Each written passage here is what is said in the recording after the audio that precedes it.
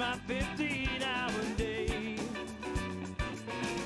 I got a phone call from my mother, and this is what she had to say. You're gonna get there when you get there. You'll be gone when you're gone.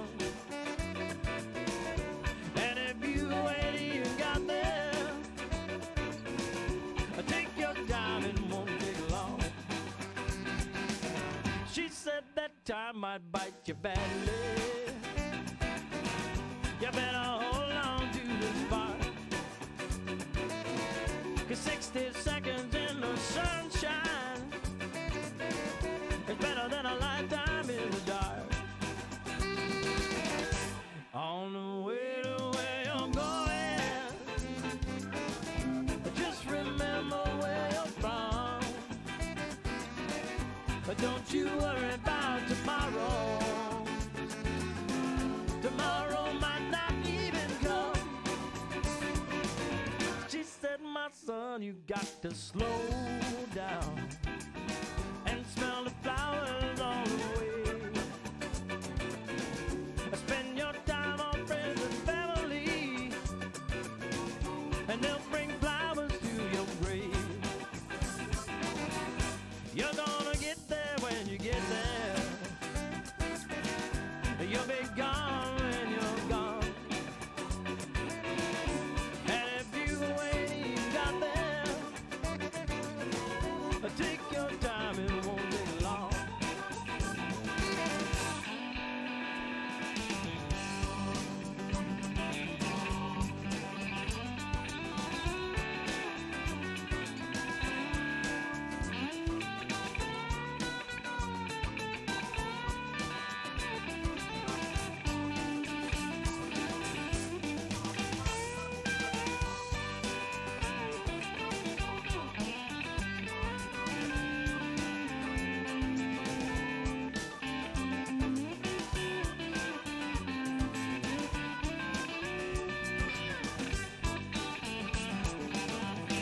On the way to where you're going, just remember where you're from. Don't you worry about tomorrow. Tomorrow might not even come. She said, my son, you got to slow down and smell the flowers all the way.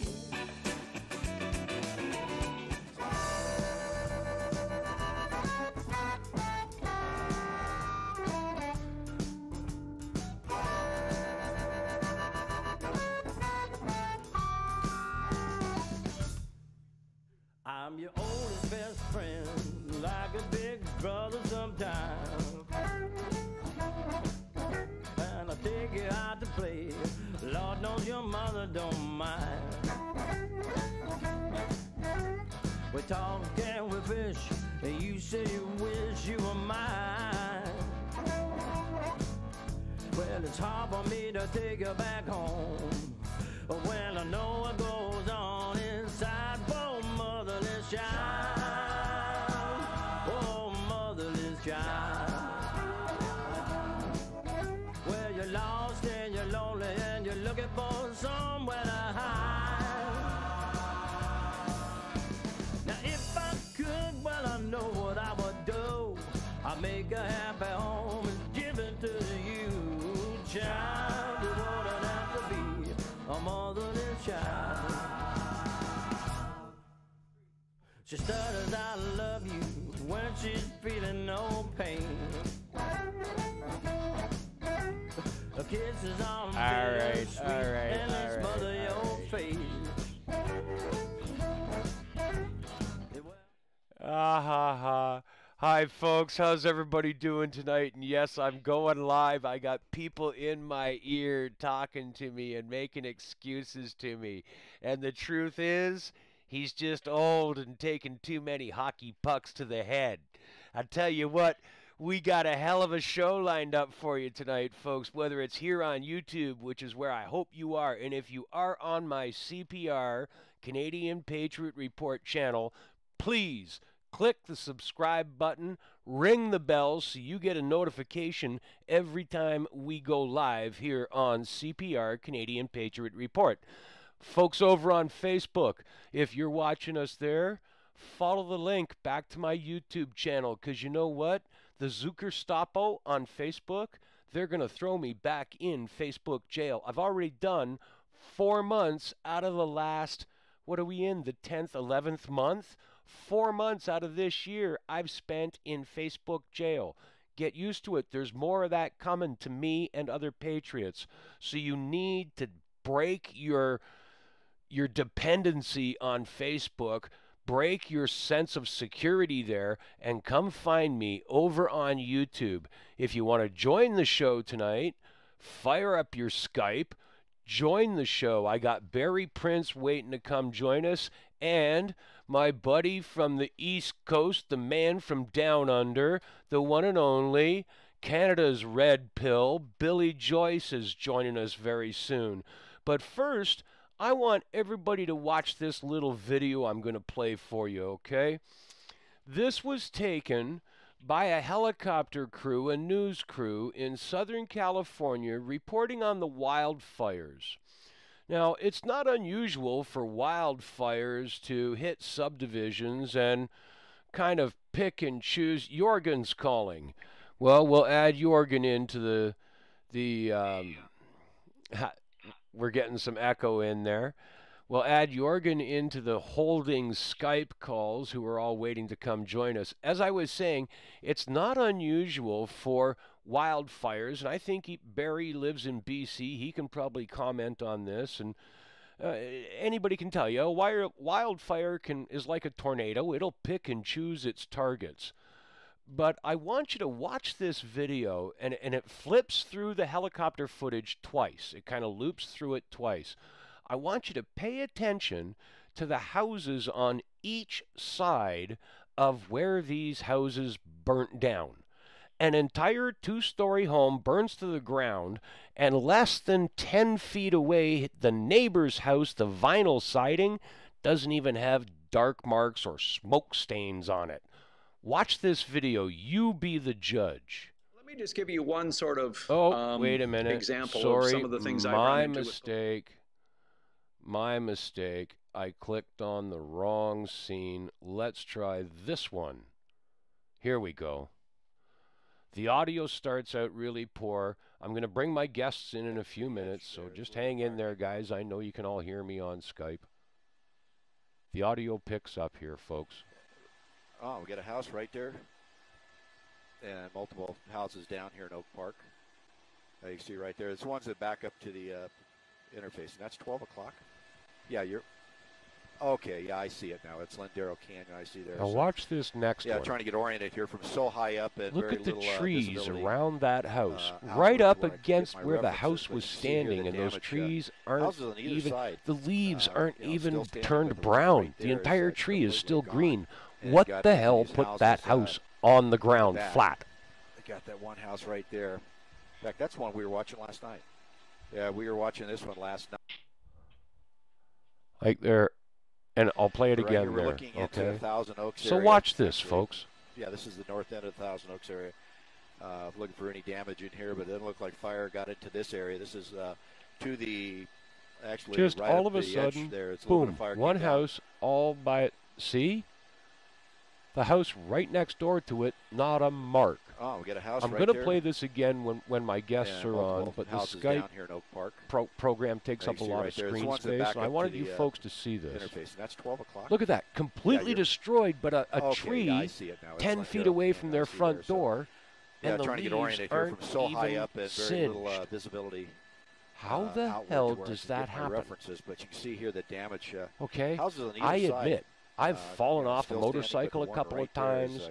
My pony has bucked me off a bunch of times when I was a kid. I've landed on my head more than once. House right there. In fact, that's one we were watching last night. How do you we were watching this one completely last night. destroy a home right down to rubble in the foundation, and 10 feet away there's not a mark on the neighbor's house?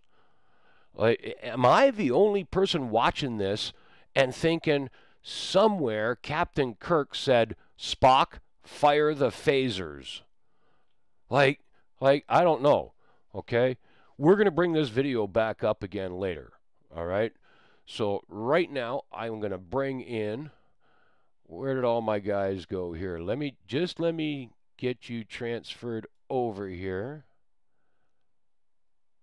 Now, I think, say hello, guys. Hello. Let's bring that up. Who have we got here? Billy, are you there?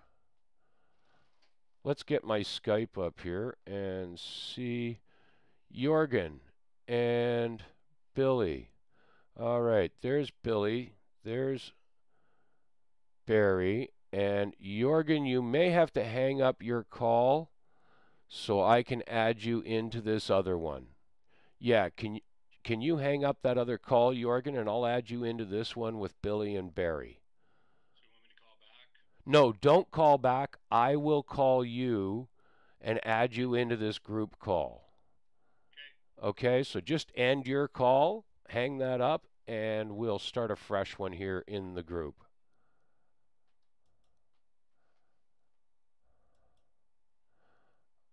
Guys, are you there? Billy? Guys, are you there? Sorry about that. There we go. Now, let me check OBS. All right, there. We've got you guys up on the OBS. Everybody say hello to Barry and Billy Joyce. And I'm just going to take a second here and add Jorgen. I was just talking to him on another line here on Skype. Give me just a second here, gentlemen.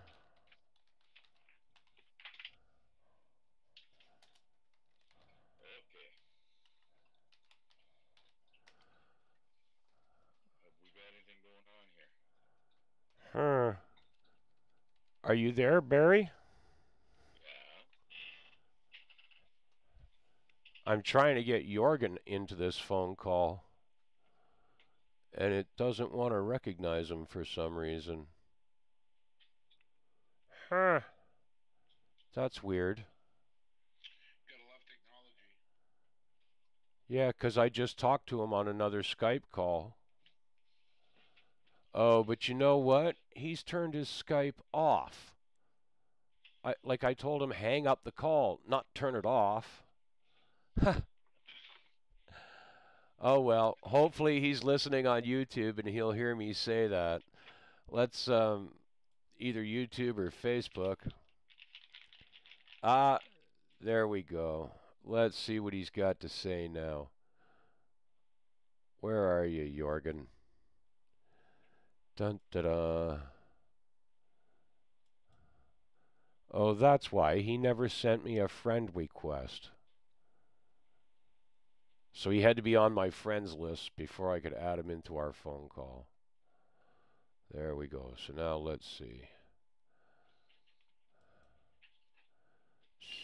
There he is. Jorgen. Oh, give him a minute.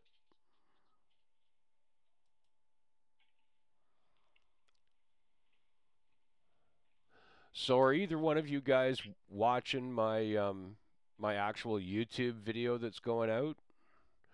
I've got it on. There's a delay though. Yeah, Billy, you saw the video of that California wildfires that I sent to you earlier. You've watched that already. I just let my viewers see it for the first time. Barry, I think you've seen that video, haven't you? Barry? Which one is that? Which one is that now? Let me see if I can bring this up here. Dun dun dum. There's a lot of them out there relating to that subject, that's for sure.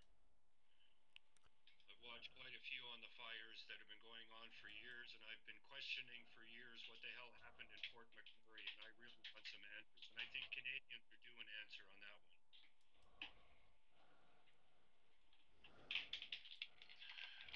I agree.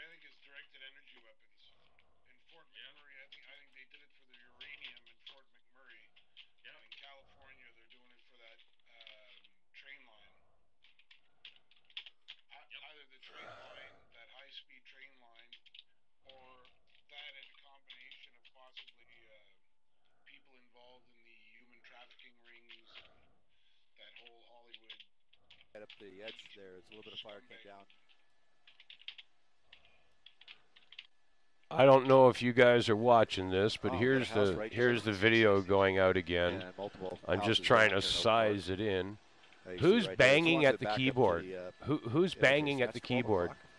Yeah, you. Okay, yeah, I see it now. It's like whoever's typing, please. Yeah, that's just coming right through my headset like a sledgehammer. Outward to where I can get my references, but you can see here the damage. Houses on either side, you know, still standing, but the one right there is completely gone, and it got into these houses in the back. They got that one house right there. In fact, that's one we were watching last night. Yeah, we were watching this one last night. Barry. But right here, we're looking into the Thousand Oaks area. Actually, yeah, this is the north end of Thousand Oaks area. So there's the, that's the video that I shared earlier.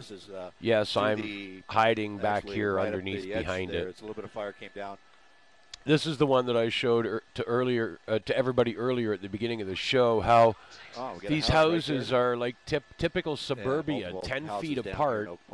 The place burns right to the ground, and the house next door, the vinyl siding, doesn't even have smoke marks on it. Okay, yeah, I see. It's Lindera Canyon. I see. That's pretty cool, dude. Yeah, trying to get I want to have the insurance on the house next door, because boy, you got an asbestos house. It ain't never gonna burn. I want to write the insurance policy on that sumbitch. Pay me every month, dude. Your house ain't never gonna burn down. I'll hold the insurance on that puppy. Got that one house right there. In fact, that's one we were watching last night. Yeah, we were watching this one last night.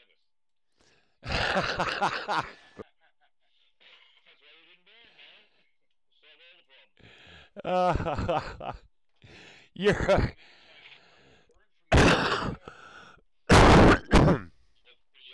crazy. Anybody that doesn't believe they don't have directed energy weapons or they're not using that technology has really got their head in the sand right now, because it's so in our face. Those were directed energy weapons. Combine that with, let's see, the biggest nuclear fallout activity in the United States history, covering the ground with sodium.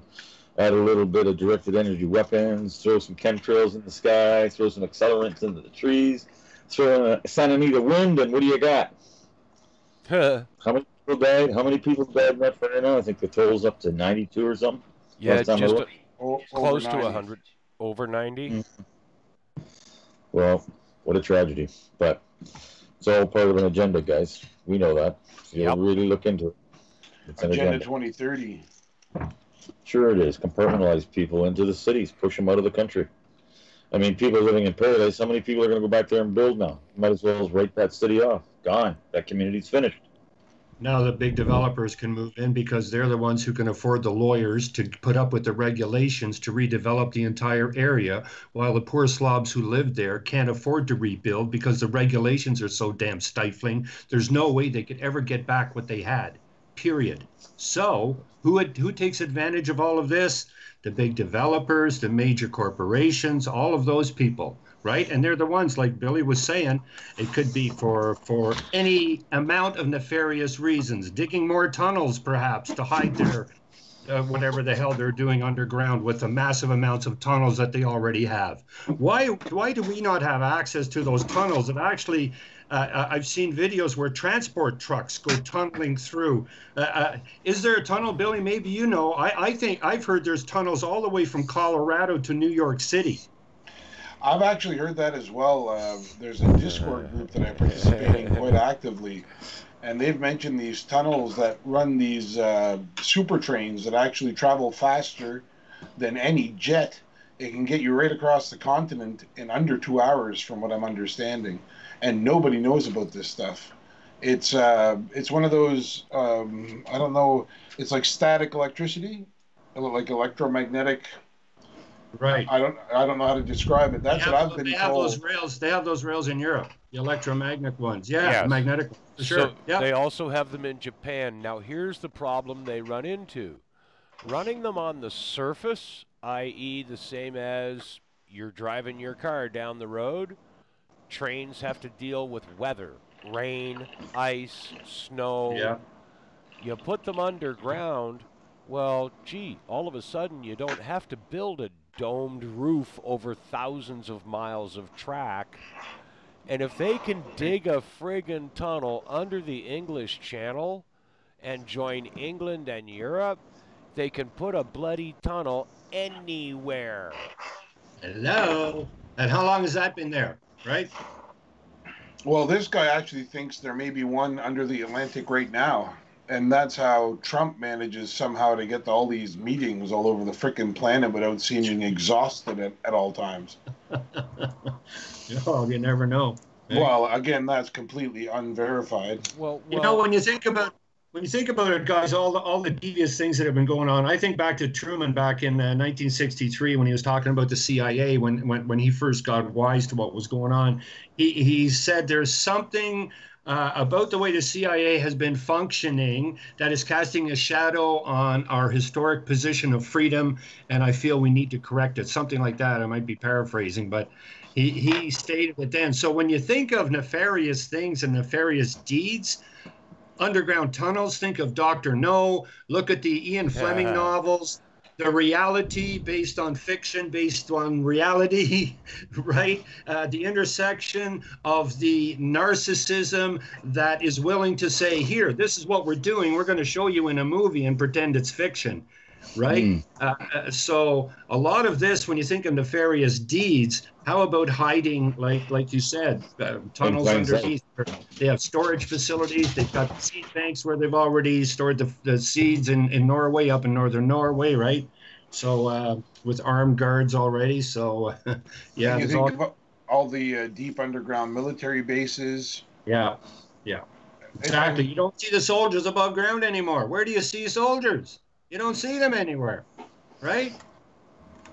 The reverse engineering they've been doing at Area 51 over the years. I mean, there's so much that we don't know and that we'll never be privy to because it's all classified information, and they treat us like we're these helpless peons who have to just serve them and be submissive and I guess submissive would be the right word, submissive to their every wish and trust that they know best what needs to be done with us. And it just drives me crazy.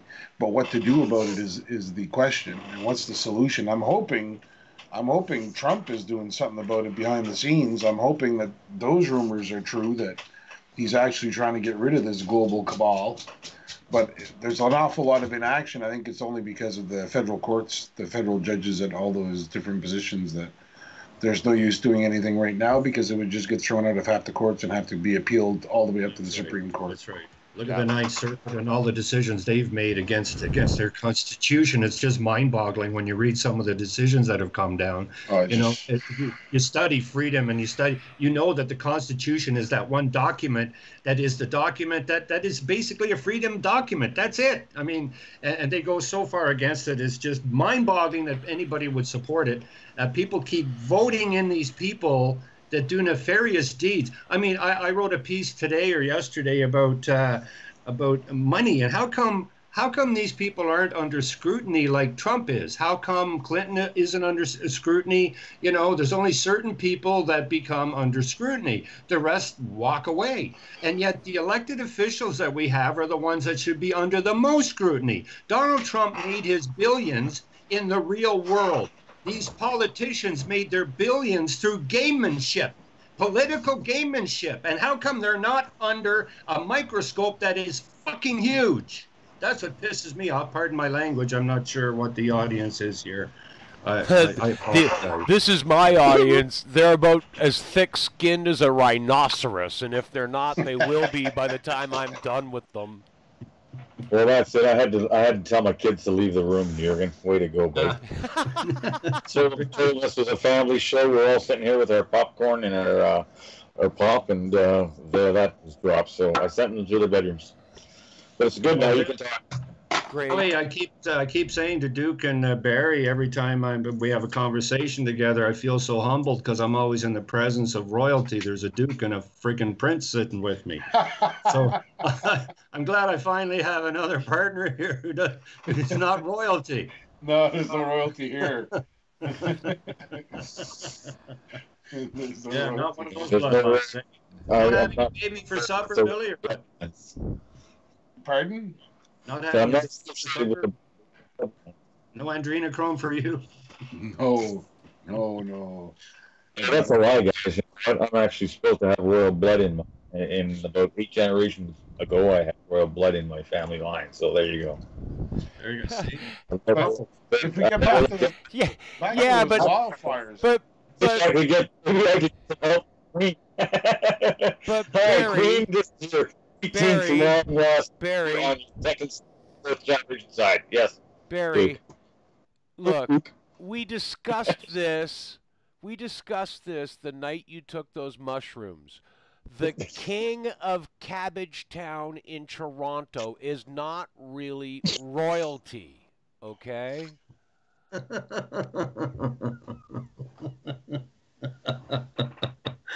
Nice try. At the blue tent or the black tent I was doing that night. I can't remember, man. The blue stems I can remember. I can understand it.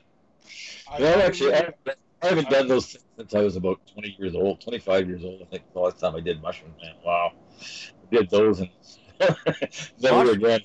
Mushrooms have been around that long. I know the cockroach has been around as long as you have, but mushrooms have been around that long? Oh, you're some funny. dirty geek. I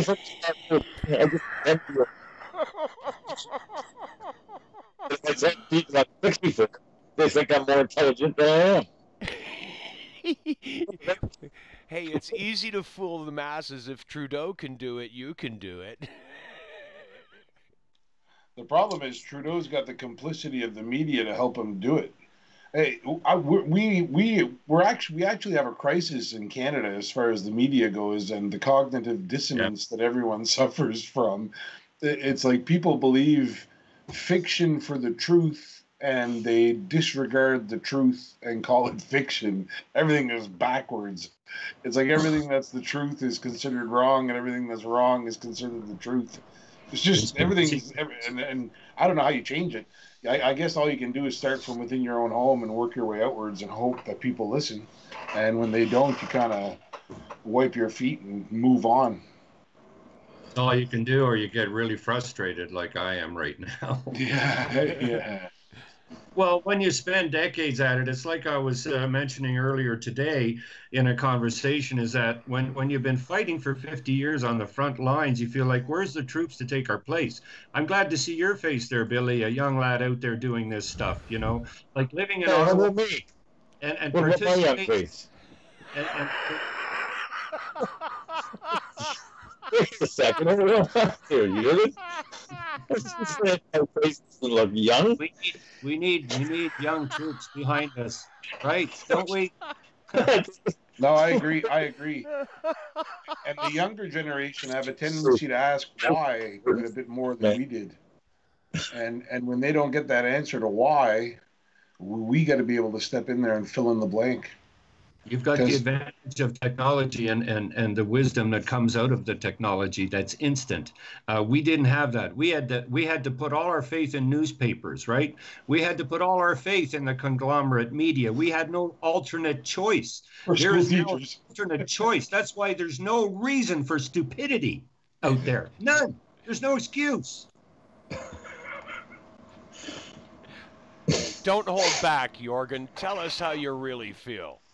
But it abounds, right? Dude, it abounds. Let's face it, the stupidity abounds. I got to say it. I never said it before. I always had faith in everybody. I always kept trusting everybody. And as you look around and you see most of them are still on the couch, I'd go back to 2006 when I decided to take part in the process, and I ran in Nepean Carleton against the ex-police chief. I ran against Lisa MacLeod, who now sits beside Doug Ford, right, in 2006 in Nepean Carleton. And 73% of the people did not show up to vote. 73%. That is the state of our country. That was 2006. It's even worse today. The ones who do vote only vote based on what they're told by the media that is now, and that's why I say they have a choice. They can go to alternate media, but they don't venture away from the mainstream. And how do we get them away from that? We need to suck them away from CBC and CNN because they're locked in. They're locked in like missiles on a target, man. It's unreal, right? Jorgen. Yeah. Those are the people that Noah left off the ark. Those are the people that Lot left in Sodom and Gomorrah. You can lead a horse to water. Guess what? The people you're talking about are the horses that are refusing to drink. They'd rather keep on drinking the poison water that they've been drinking or not drink at all and die of thirst than drink the water you're offering them. Stop getting upset about it. Paul Revere realized, I can't fight to get this one person out of bed. There are others waiting for me to waken them. And he rode on to the next farm. We as patriots have to do the same thing. We also have to come to grips with the fact that sooner or later in this march called patriotism, we as a collective mindset have to accept the fact, individually have to accept the fact that sooner or later, just like Noah, we're going to have to close the doors on the ark. Well, I've already done that. I mean, I had people come to my home when I lived back in Ontario, trying to get work, as in trying to pave the laneway or do something to my driveway or do some kind of maintenance work on my house or whatever, right? I would always ask, well, what's your affiliation? Who did you vote for? Well, and the last one I remember was a fellow who was at the door and he was in his 40s. And he said, well, I didn't vote, the typical response of these lazy people who just come along for the ride. Well, I didn't vote. I said, well, who did your boss vote for? Well, I think my boss voted for Liberal. I said, well, you go back and tell your boss I really feel sorry for him because he voted Liberal and because you didn't vote at all. There's not a chance in hell you guys are getting the job to do the work on my laneway. That's what we need to do.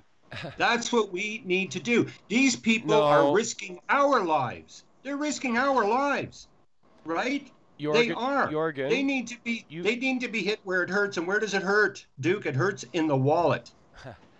Okay, but Jorgen. So on your next tax return, everybody, when you file your taxes, all you people out there that still do that, just write on the top of the tax return, I refuse to return any tax money to the government till the Trudeau government is removed from power.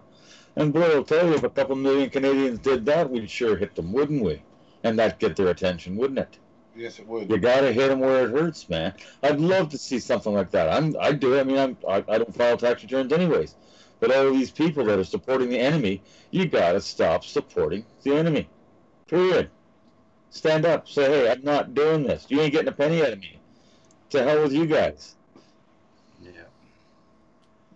Exactly. Lots of things. Exactly. I got a new T-shirt made up too, Jorgen. Yeah, you do. What is it? What does it say? It says on it, "Good morning," and you wear that in public. And I'll tell you, I had more people say "Good morning" to me today than I've ever had said to me before. So there's another one you can try. Yeah. Okay. See stuff that people will respond to on a T-shirt. And memes. This is a CPR disclaimer. Barry talks to people in public that aren't really there.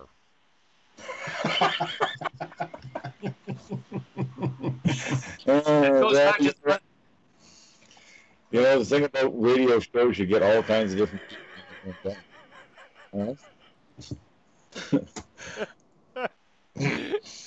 Oh, Barry, I love having you on the show, buddy. Could you imagine if the two of us were in the same room whoop? What happened there? That was weird. We had the audio cut out on Skype. Is everybody still there? Billy, check in. I'm here. I'm here. Billy? Okay. Wow, that was weird. We had the audio cut out there for... Oh, it's still playing games. Come on, Internet. Don't fail me now. No, so Billy, I got a question for you. Have you ever heard of Piggy's Palace Good Time Society? Yeah. Oh, my. The Pictons. Yeah. The Pictons. Yes, I have. And the matriarch, Linda Wright, who still walks the streets. Her I'm not as familiar with. Yeah, that's the older sister. She ran everything. She was the one who controlled. Okay, she's the one who controlled the brothers. She's the one who made the appointments with senior RCMP officials and everyone around the world to be able to traffic and do whatever they did at the Picton farm. You know, we've been so deceived by what went on there. That story was buried so quickly because so many people in power attended Piggy's Palace Good Time Society. Now, would the NSA have that? I bet you they do. I bet you it's part of the indictments that we're looking at down in the United States. Oh my goodness! I pray. Think about it. Think about it. It has to be. If there's 60,000 indictments and he's talking about a global military tribunals, we're talking larger than Nuremberg trials, you guys. This is freaking huge. If I can interject for a second, Jorgen. First of all, Billy, I have a question for you, and then we're going to get back to 60, or is it 70, or is it over 80,000 sealed indictments? So the three of you guys can get ready for that question. After Billy responds to this question from Facebook, Ed Jamnasik says, ask Billy if he has changed his tune on Doug Ford canceling all the university projects, not just the French programs. It wasn't really the French university program that bothered me the most. The one that bothered me the most was probably the least expensive of them all. It was the commissaire. In French, we call it le commissariat de langues officielles, which is the official language commissionaire, maybe, or commissariat. I don't know what the word would be in English, because I'm more commissaire of official languages. Yeah, they kind of that individual in that office, they're kind of like the watchdog for the law and official languages at a federal level. And what I felt was that eliminating that position was the biggest slap in the face to Francophones, not the universities. I mean, the universities, you can deal with that. I get it. If the university's not built yet, why go spend that money on a new university now with the mess that the previous government left in Ontario? And I think some people may have misconstrued my position on that, because it wasn't necessarily universities that bugged me as much as the position of, because it was transferred over to the ombudsman, if I understand correctly. The role that they played, this was transferred over to the ombudsman. Now, if they told me that the ombudsman was fluently bilingual, I mean, I could, I guess, live with that. But at the same time, French people in Ontario go back many generations, and they were oppressed as far as their ability to learn in their native language. So being an Acadian from Nova Scotia who went through a similar oppression, not me as much as, say, my parents and my aunts and my uncles and my grandparents, or my great-great-grandfather that had to change his name from Josse to Joyce just to obtain employment. I kind of understand, you know, if you've been on Canadian soil, if your family's been on Canadian soil for 400 years, and in education comes along 100 years ago, 300 years in, and they won't let you learn in the language that your family's been speaking for 300 years, I mean, yeah, that was kind of, to me, that was an injustice. It's a form of cultural genocide and linguistic genocide. Well, then, Billy, may I interject and just say quickly, then, how do you respond to the Kingston nurse who's been a nurse for 20 years and lives in Kingston, works at the Kingston Hospital? Her family's been in the area for 250 years as well. But because she can't speak French in an area where there's hardly any French-speaking people, she can't advance in her position. How do you respond to that? Because the answer seems to me would be the same as the way what you just answered just now. No, the answer to that would be that's absolutely ridiculous, because there's lots of English-speaking people in Ontario that lady shouldn't have to lose her job. She can't. Bill, that's what I'm saying. There are people in Ontario that can't get those positions. I think there's some Francophones that take it too far. And I said that in my video, and some people just overlooked that I said that. It's a war that isn't necessary. But I think in places where it goes back, even, let's say, even if it goes back 100 years, just after or even before Confederation, let's say, I think those people deserve to have those services in their communities, not or near their communities, or at the closest hospital have people that are dedicated to serve those people in the languages that they understand. People revert back to those languages. Now, there's a whole other world in the francophone Canadian francophone landscape, and that's where I think they're milking the cow. And I've said that. I mean, I work at a French radio station. It would be nice to receive funding just for basic operations so that we can introduce people to the French music that we've been deprived of our entire lives because we never had any English media. It was like forbidden. No one carried it. Even to this day, we've only got our French radio station. That's it. Or you got to listen to Radio Canada. So it's either listen to me in the morning or listen to CBC state-funded media. So there's a balance that has to take place there. What I don't like is communities like ours where some of the leaders, instead of empowering the locals and empowering the local French, they'll bring in French immigrants that speak the Parisian French, and that pisses me off. And they do it so that they can access funding to keep their cash cow going. Like they split up. I grew up in a school where we had our French program, but there was also an English program that ran parallel in the same school. So you had the French and the English playing on the same sports teams. You had the French and the English going to the same social events, the same dances. And then what happened is you had this group, what I call the French Nazis, the French elite. What they did is they wanted their own school board. They wanted their own governance of the education system. So they got control of the school where the English and the French had gone, and they created a unilingual French school. And then the English kids from our island were now being transported off the island to an English-only school. And I think what that is more fucking division, pardon my language. But it comes back to the division that the elites on both sides do to each other. Have you seen what's happening in New Brunswick? Have you paid any attention to what's happening in the only bilingual province in this country and how the French have now created a dual system where they get all brand new hospitals, they get all brand new schools, and the majority English speakers in that province are paying for it, Billy, and the French refuse for certain things, for example, to share the school buses. That the French school bus is not allowed to pick up the English-speaking school child even though it's on the way to that school. So New Brunswick is, I'm sorry, but New Brunswick is an example of what happens when we say, okay, the minority language, yes, you can have all these rights. And then they say, okay, we've decided to take it a whole step further. The paramedic situation in New Brunswick is a freaking disaster because of the language laws. And here's my thing, and I'm going to say it forever. Governments have no business legislating human communication, period.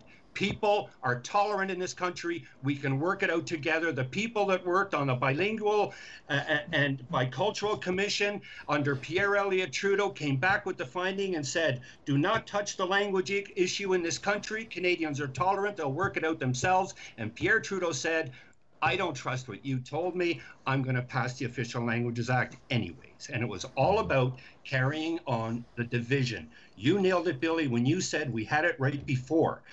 They had the school class in French, they had it in English, and they melded together for parties and dances. There wasn't a problem.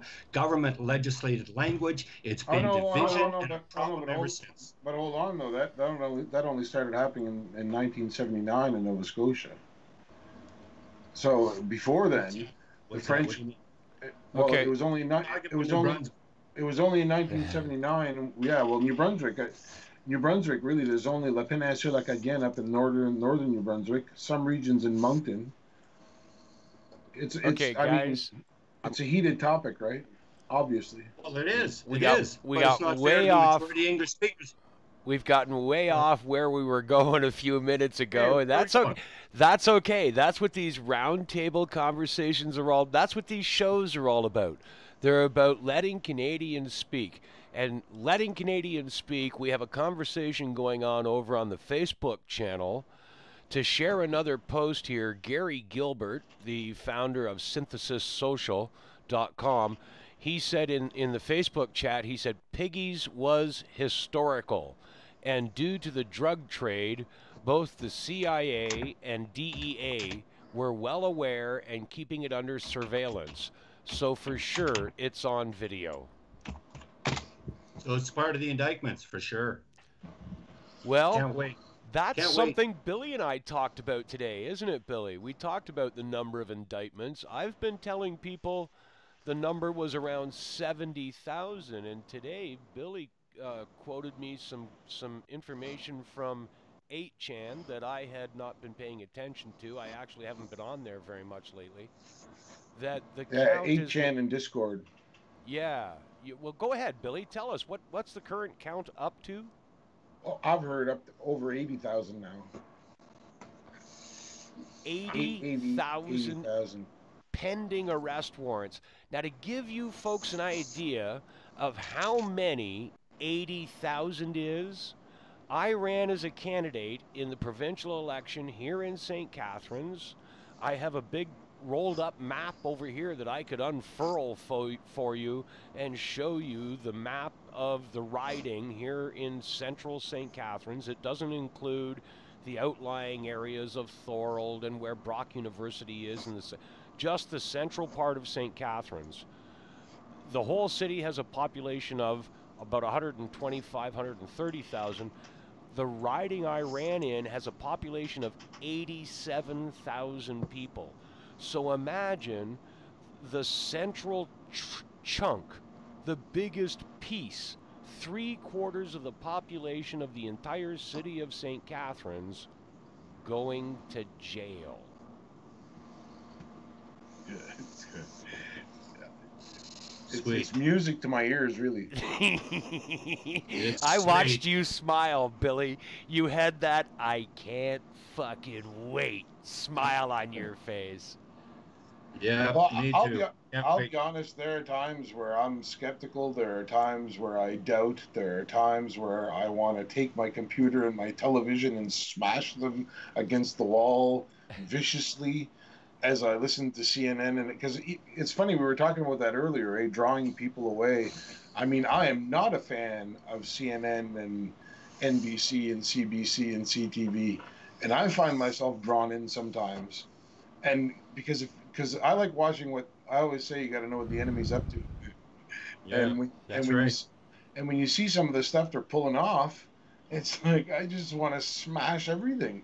But then at the same time, it's like there are none of the big arrests. I mean, I've been waiting for arrests a whole year.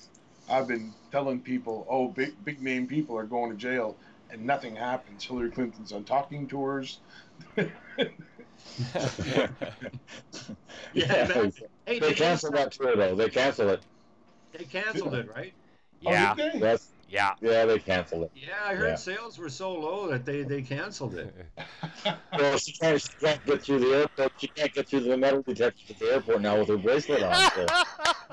I was waiting. I knew Barry was going to throw it in there. That bracelet won't let you through security at the airport, bitch.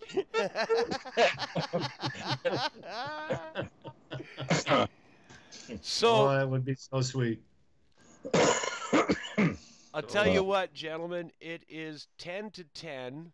We've been an hour on here, and I know we could go for hours yet, and I've had shows that we've run, well, Billy and Barry, you guys were on a show with me. We were like 2.5 hours on here talking.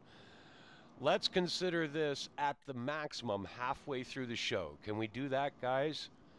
And maybe if we're lucky, we'll cut things off at the 90-minute mark. But if we aim for 2 hours, I know we can close out before 1 a.m. Billy's time. Sounds good. Sounds good. So you're on the East Coast, Billy? Yeah, like right now here it's 10:50. Oh, there you go. Yeah. Yeah, Boy, I'd be in bed. This is great, by the way, dude. Thanks for inviting me on.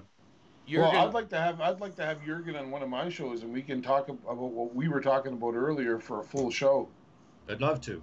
Well, we'll go back and forth banter, but we'll talk about that after. Yeah, Sure. we'll talk. I don't want to interrupt Duke's show. No, Yeah. Billy, go ahead and talk about it. For those of you watching right now or watching later after this is recorded and you're watching it maybe on Facebook or on YouTube later, if you don't know who Billy Joyce is, you damn well should.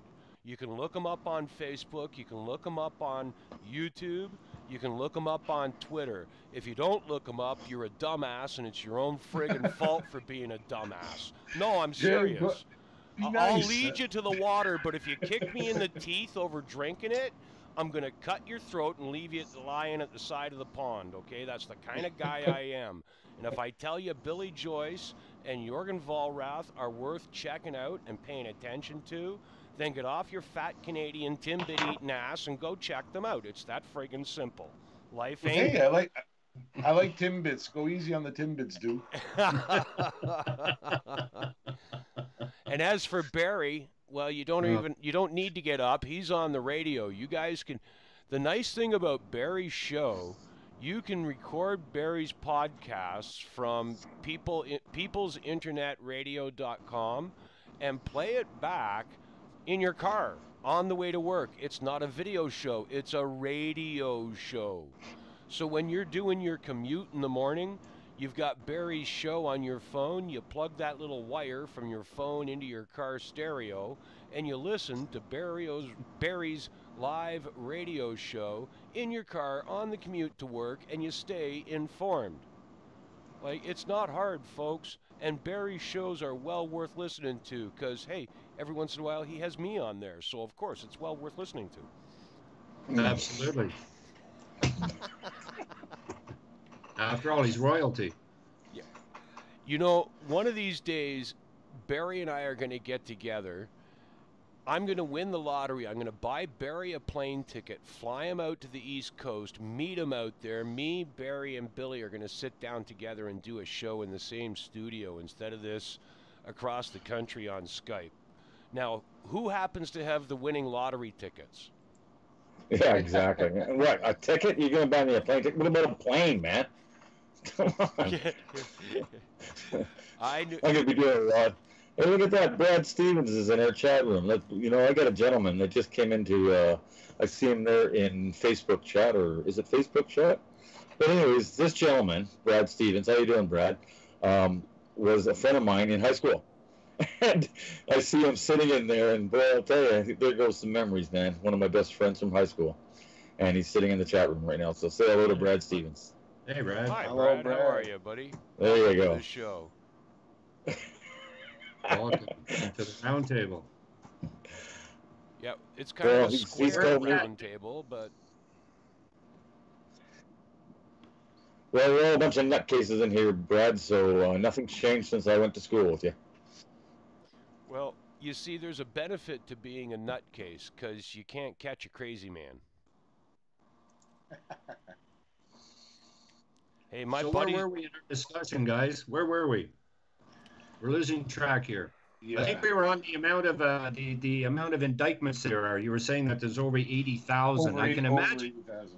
Yeah. Huber, I think December 5th is going to be a very pivotal date for everyone because that's the date that Huber comes to Washington, right? Mr. Smith, Mr. Huber goes to Washington on December 5th. And hopefully that's the day maybe something will drop and maybe some of the FISA stuff will come out. We know that stuff's going to come out before they have to select a permanent attorney general. Is that correct? I mean, while he's got this guy in place right now, what's his name, McNamara or Whitaker. Whitaker.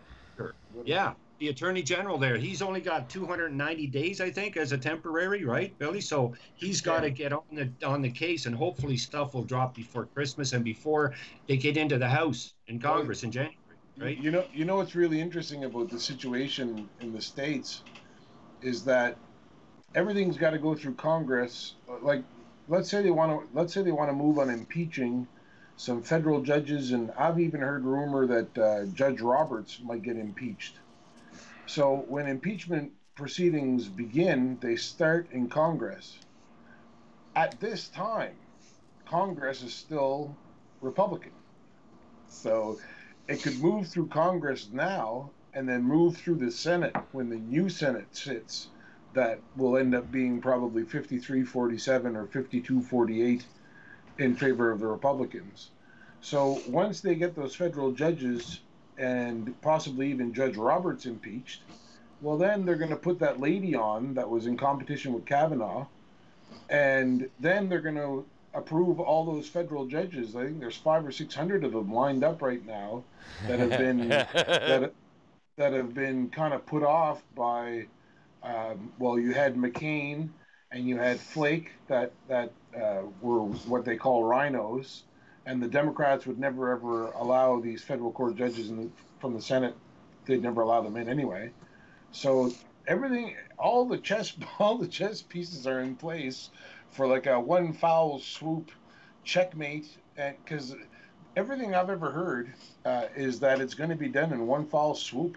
You're talking over one weekend, the U.S. Marines, along with other white hat nations like top military brass, swooping in on world leaders and taking them off to Gitmo. And you've got on the record. You've got on the record, renovations going on at Guantanamo Bay, expansions going on at Guantanamo Bay. People that I know with people in the States that I know with people in the military, like in their families, saying that they're being deployed down to Guantanamo Bay on 6 month missions. Like, what the hell are they doing down there? So something's going on. But it's patience, I guess, at this point. Trust the plan. Barry, was it you? Wait till he's done moving his camera around there so we can see him instead of the ceiling. Thank you, Barry. Exactly. Was it you I was talking to, Barry, that I told you a friend of mine, former military, was telling me that the security details in Gitmo in Guantanamo Bay are all... Or was it you, Billy, that I was talking to? They're all single, with limited family members. Maybe it was Barry I was talking to about it. I talked to so many different people in the course of a week, right? That makes sense, though. Yeah, they are hand-picking people to serve. Maybe it was Gary Gilbert that I was talking to about it, because he was adamant about how even if they arrest Hillary Clinton, she's not going to live long enough to testify. Like, she signed her own death warrant among her cohorts and co-conspirators when she said, "If I go down, I'm taking all of you with me." Yeah. I don't think it matters. I think a bunch of them are going down anyways. It don't matter if she's going to take them down or not. The names on these indictments. These are names on these indictments, boy. We're going to know them all.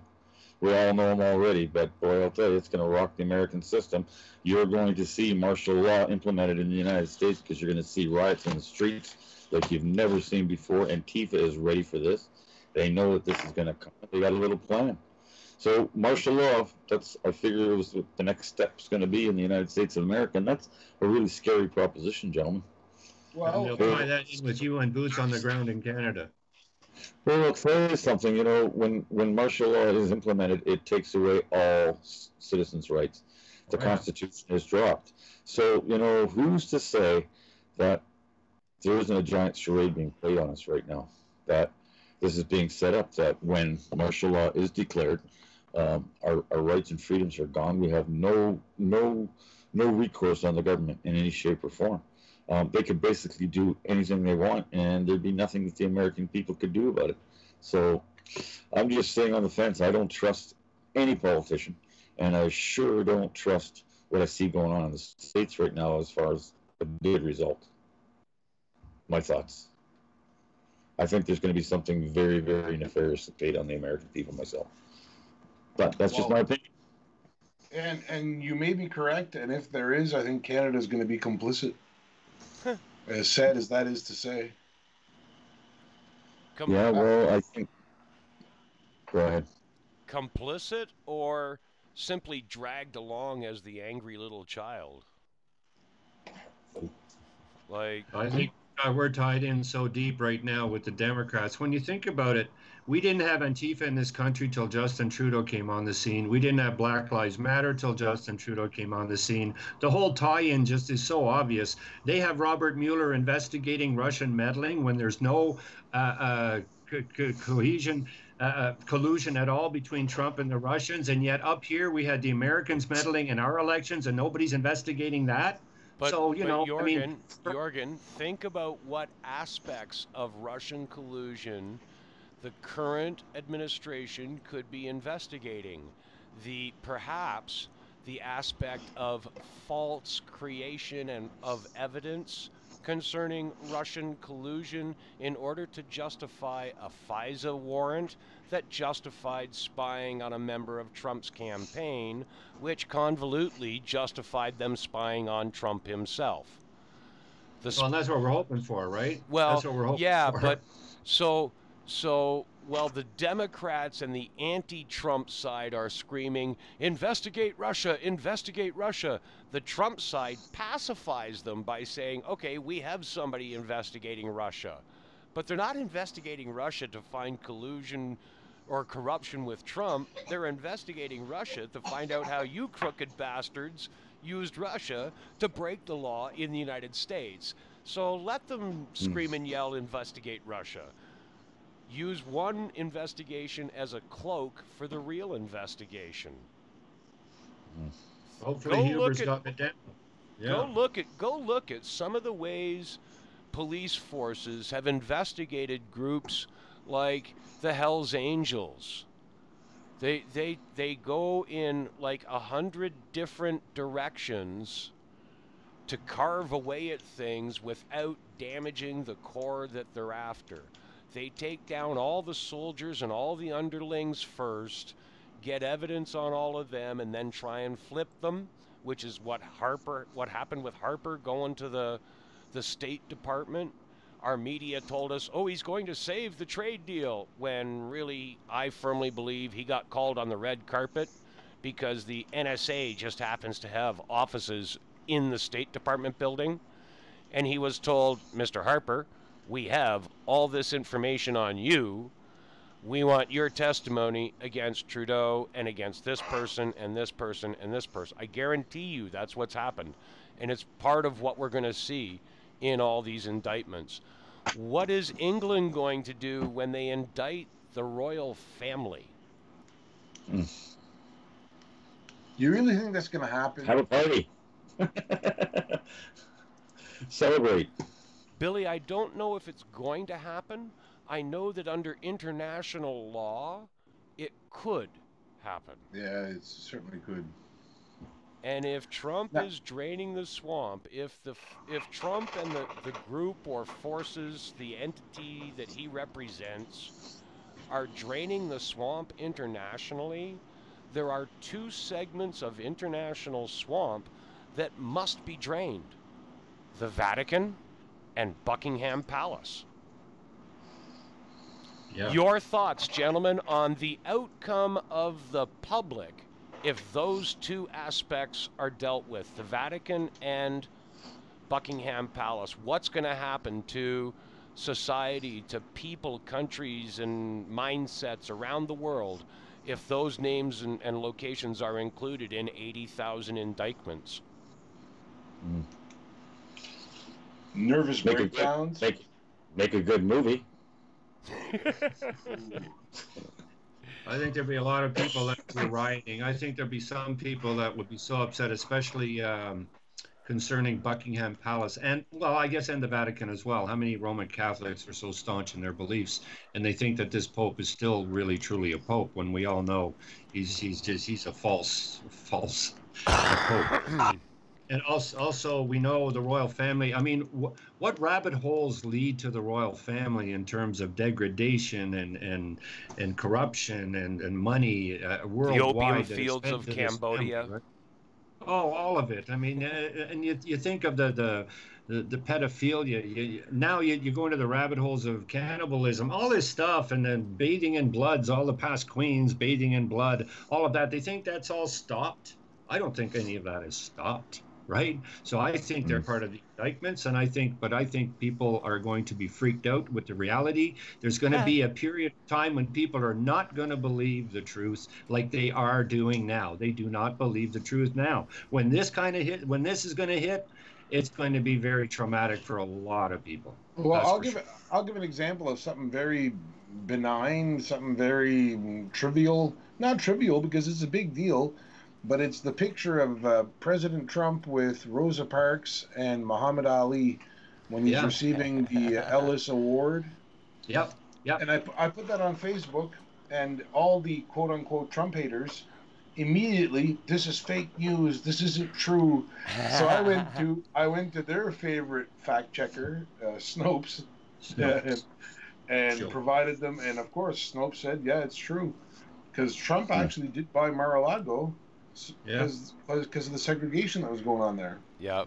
So and people, I bet you it was 5 or 6 people that that said this is fake news. And even after I provided the proof, they were like, well, that doesn't prove he's not racist. It's just a show. I'm like, you people are insane. And I think Trump derangement syndrome is real, but it's more than just Trump derangement syndrome. It's reality derangement syndrome. Bingo. Yes. Because it's ding, all ding, ding, ding, ding, ding, ding, ding, ding, ding, ding, ding, ding. Yeah. Whoopsie. It's crazy. Somebody give Billy a big doll off the top shelf. Congratulations. Thank you for playing with Conklin Tours.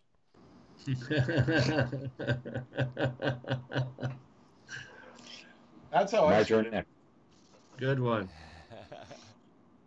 Yeah. Yeah, it's what we're seeing today is the result of brainwashing, and it's been going on in our society for decades, generations. Our education system's played a huge role in that. Yep. Well, that's where we need to change everything. We got to start right there. The education needs to stop. We need to stop the unions in the education system. Education was not designed to have union personnel control what curriculums are, because I think that's what it's basically gotten down to. We now have, and the biggest problem is this, and I've been telling my kids that, is that when you go to vote for people that are on the school board, and I know in my day when I was voting for those people, when I cared, my kids were going to school, that it mattered who they were. You didn't know any one of them. Who the hell is running on the school board? And what happened in past generations is that the people with the last name starting with A, B, and C always got into the school boards, and they're the ones who decided who their curriculums are. We need to take a better control on who is in these school boards and who's deciding curriculum, because we've gotten to the point where we allow people like Ben Levin to get in and design a curriculum based on debauchery and sexualizing the children and running around with a whole bunch of other people that believe the same way, right? We need to get a better grip on that, right at the ground level. We need to have people we know and trust into the school boards deciding curriculum. Reading, writing, and arithmetic are the fundamentals that we strayed from. It's now gender identity. It's now social scientists. It's now arts. Now, give me a break. No wonder we've declined. Come on.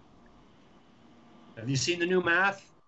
They've gone from making it simple to making it so damn confusing. The parents can't even help their damn children with the math because they don't know how it works. Yeah, they've taken 2 + 2 = 4 into 2 + 2 = 8 divided by 2.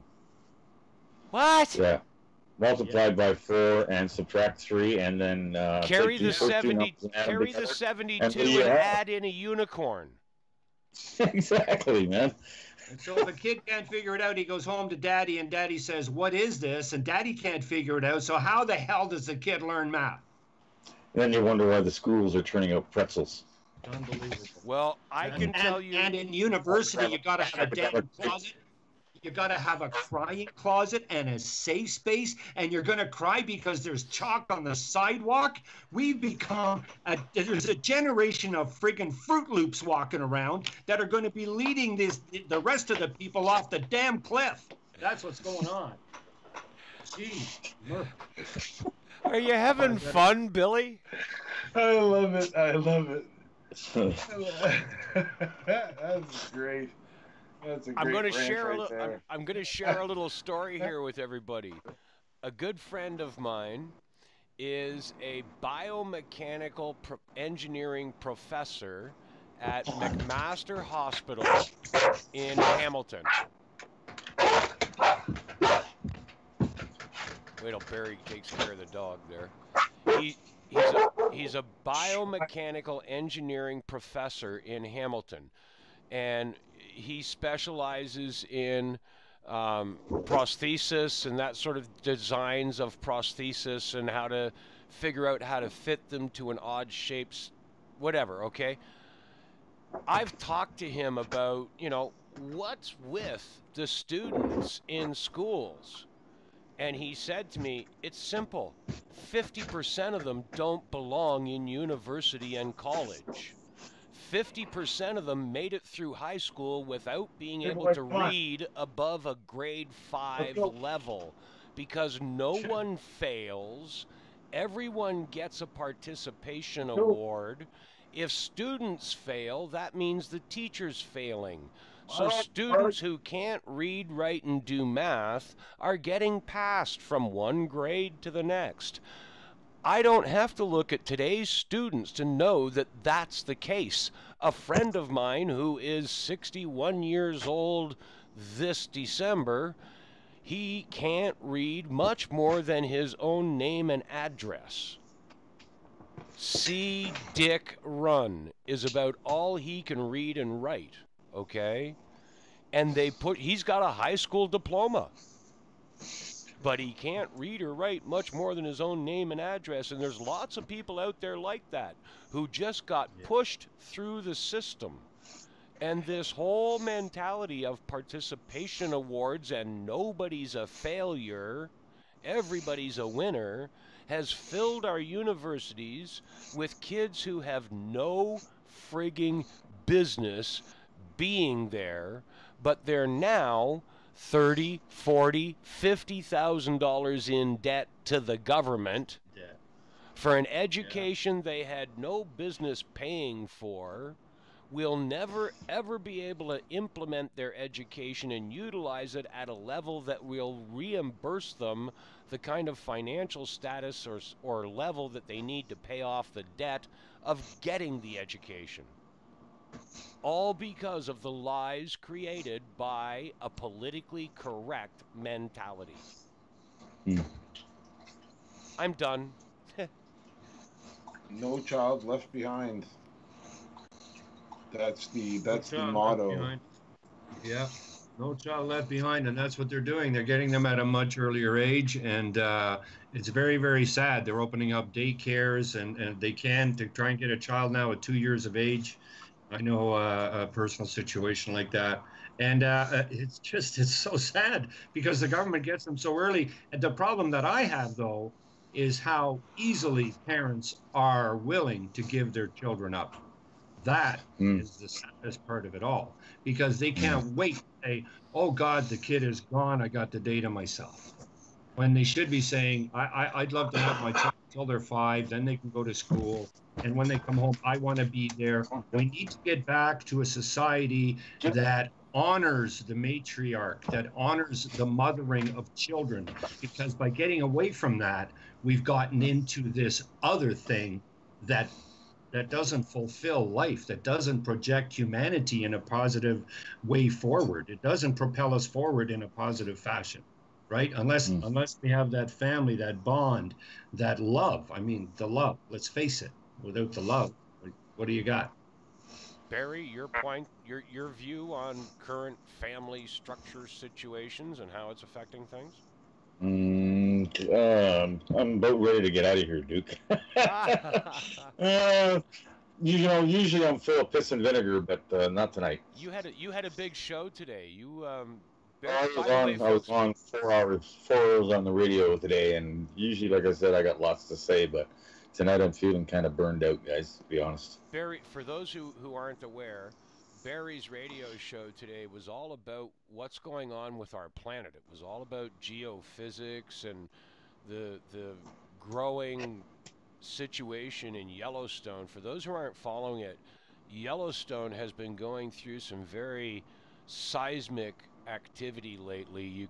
There's measurements made on the Earth movement based on the caldera of lava underground, and the Earth has moved upwards, expanded more in the last, I think, Barry, was it a year you were saying, or 3 years? It's moved 3 feet in like 1 year, and something like So the last, 2 feet in the last 12 versus 3 feet. Yeah. I've been looking at many, many different reports, but apparently they've seen almost 2.5 to 3 feet of uplift in the last 3 weeks at Yellowstone. There you in go. the north, in the North Basin. And if you compare that to the last 10 years, they've had 12 feet uplift in the last 10 years. And now all of a sudden we're getting an incredible rise in uplift. And of course, what it is magna pushing up, and we're also getting an increase in earthquake activity around the caldera. So these are all warning signs that this thing is, really starting to be an issue. And I'm not saying it's going to blow, but boy, she's sure snorting and rumbling a lot right now, more than we've ever seen before. And this ground uplift is very, very concerning to see. So there's a lot of global activity. I hear even in Rome, they're worried about Mount Etna. Yeah, Mount Food. What is it called? What other one is there? That right on the tip of my tongue. It is also a super volcano, and it is showing signs of becoming active. Mount La Palma. No. It's in Italy. It's beside Vesuvius. Oh man, it's right on the tip of my tongue. But anyways, it's showing signs of becoming active. I mean, the whole Earth right now is extremely seismic active. I mean, the activity we're seeing around the planet is just mind-boggling right now. Yeah. So something's definitely up in Denmark. Yeah, I agree. Something's up. And the grand solar minimum is now going to create 4 to 5 years, I understand, of major cooling for the planet. Beginning with this year, we've already entered the grand solar minimum, and the press isn't reporting on that whatsoever. People need to be prepared. We have a worldwide situation where we have crops failing everywhere. The Germans have lost potatoes due to drought and floods. The Brits have lost their carrots. The wheat down south in the States. Everything has been affected. Our food prices are going to hit the roof this winter. And as the climate gets colder, it's supposed to get really cold. We're supposed to have lots of snow. We may have the next 4 or 5 years, 7 to 8 months of winter. Get ready, folks. Like a mini ice it's age. Real. That's what they're talking about. That's right. It's real. I spoke to Barry about this, probably a month and a half ago, that the sun, like any flame, it grows and shrinks and breathes almost in and out, right? And lately, for the past several hundred years, it's been in an outward growth pattern, which has been creating increased cosmic pressure on all the planets close to the sun. It's had all kinds of effects. Well, now, even though it's not shrinking in size, it's, as Jorgen says, it's in a cooling phase, which means the surface temperature is just dropping. Think of yourself catching your breath, and you're holding something up and you stay tensed, but you stop and catch your breath. That's kind of what the sun is doing. Its flame and its heat on the outside is catching its breath, but it's still big and expanded compared to what it was, say, a millennium ago. Keep in mind, the sun we have to measure in huge amounts of human time, right? Yeah, there are dark spots now on the sun. If you look at some of the videos that I've been watching with some of the meteorologists, highly acclaimed global meteorologists, there are dark spots on the sun where it used to be full of where you would get events happening that would project heat towards the planets.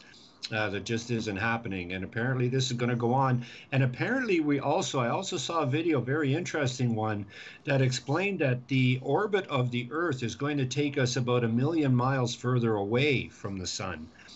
Based on the fact that all the planets have aligned right now. Barry, maybe you guys talked about that today. I don't know, but the planets have all aligned to one side of the sun. We're all on one side right now. They're changing now, but that has created a lot of this volcanic activity, earthquakes, and all of this that we're experiencing now. Also, I'd like to mention one other thing, and I'm going to harp on this until it clicks with people. We have, for a long time, gone after the frackers and blamed them for earthquakes and blamed them for all kinds of things, okay? And I'm here to say that I blame the people that are dredging sand more than I blame the frackers for the earth shifting. Think about this. Every road that is built requires sand. Every building that is built, every window, every pane of glass requires sand.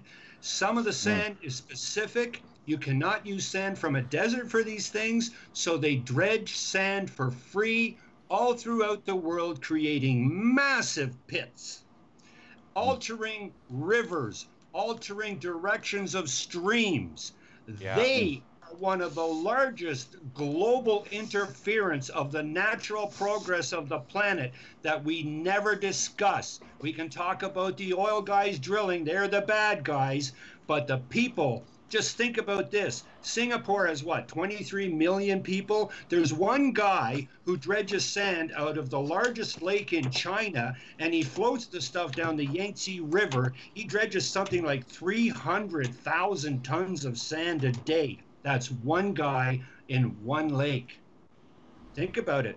It's huge. It's ginormous. They can't build a building without it. You can't fix your car window without sand. And yet the frackers are blamed, and the people who drill for oil are blamed for everything, right? Think about it. Well, there's another issue that affects things, our environment, radically, that no one talks about.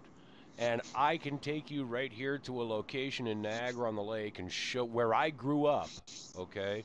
So I'm not talking out of my hat here. I know exactly what these issues are. Drainage, underground agricultural drainage. Drainage. Yes. All the fields that you see everywhere here in southern Ontario, all through right in around the Great Lakes, all through from Toronto, right east through to Kingston and Montreal, all that farmland, it's all underdrained, okay? It's all tile drained, Yep. Miles and miles and miles of black 6-inch tubing laid 4 to 5 feet under the ground below the frost line, so that when it rains, if Mother Nature rains too much, that rain seeps through the ground, taking the path of least resistance into this pipe. The pipes take it out to a ditch. The ditch takes it to a creek. The creek takes it to a river, and the river takes it to the lake. What does it do along the way? It comes out of that field 5 times quicker than if it leached out through the soil into the ditch and into the creek. It comes out in a flash flood through the creek that erodes more soil in the creek, erodes more soil in the river, and moves all that brown, muddy water out into the lake, dumping all the toxins, all the fertilizers, all the chemicals that the farmers use right out into the lakes, which is why we now catch salmon in Lake Ontario with big abscesses on their side. Like,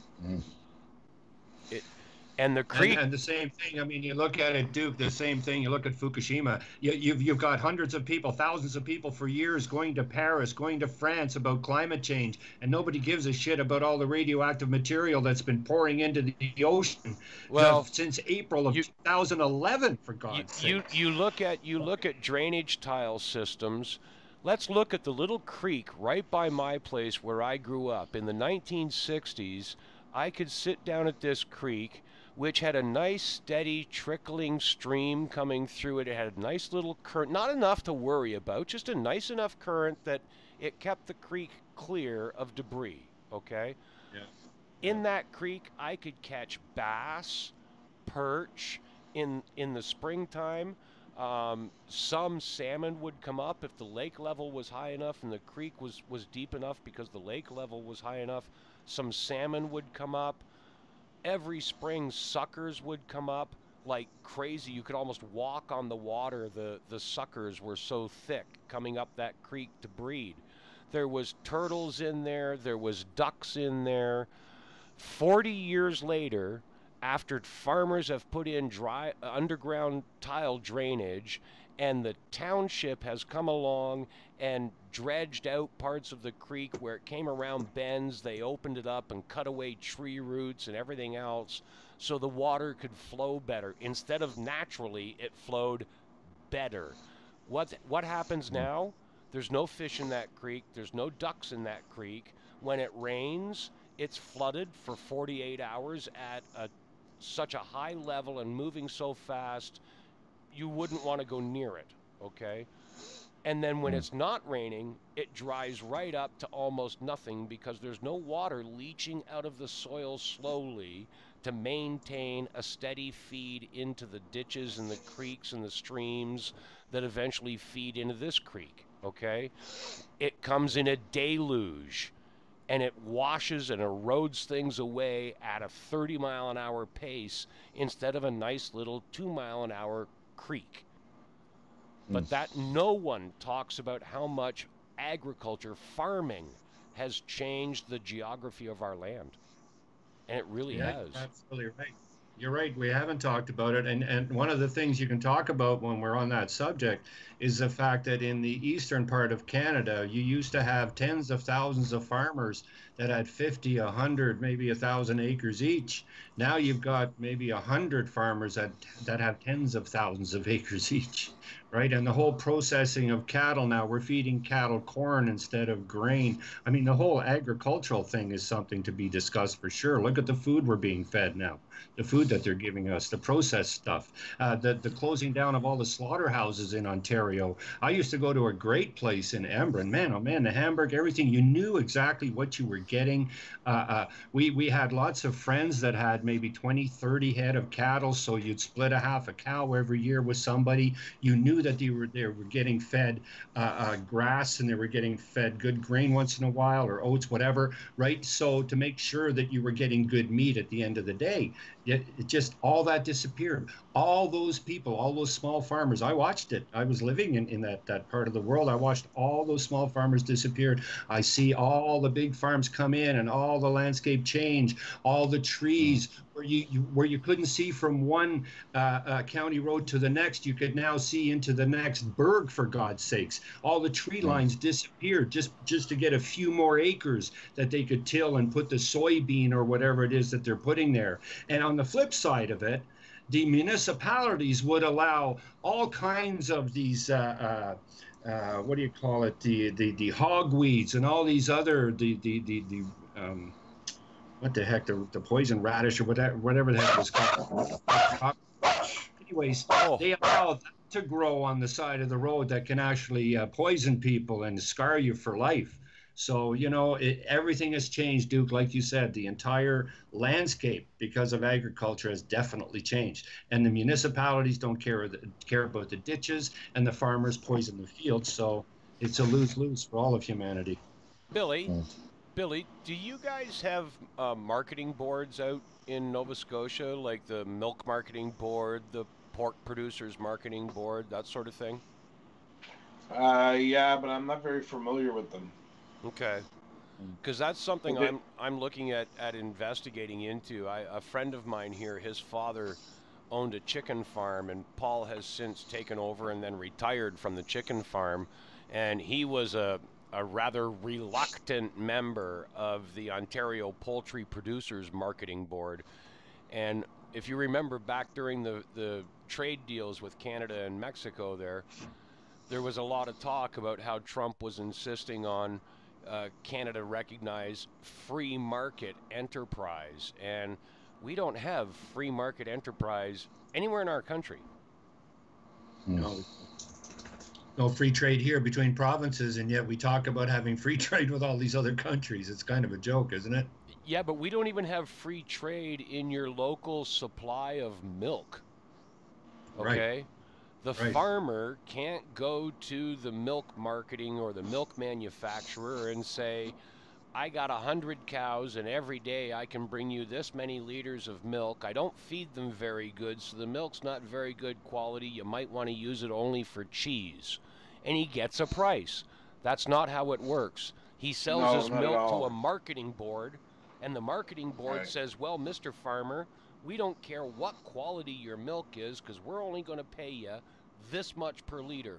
We're going to mix your shitty milk in with this guy's good milk, and we're going to charge the consumer this much per liter, and we're going to pocket the difference. That's how marketing boards work. That's why Donald Trump and the United States Trade Board doesn't like doing business with Canada, because every single aspect of our consumer product generation is controlled by a marketing board. Yeah, we have government everywhere, don't we? Yeah, we don't have free enterprise. Look at No, the there's no Wheat free. Board of Canada is a perfect example. Yeah. 51% of it is controlled and owned by Saudi Arabia. Yeah. Billy, who owns the Milk Marketing Board in Nova Scotia? Nobody knows. Who owns the Milk Marketing Board in Ontario or BC, Barry? Nobody knows. Yeah, you're right. Right? Yeah, well, the government here has got their fingers in everything, man. ICBC, LCBO.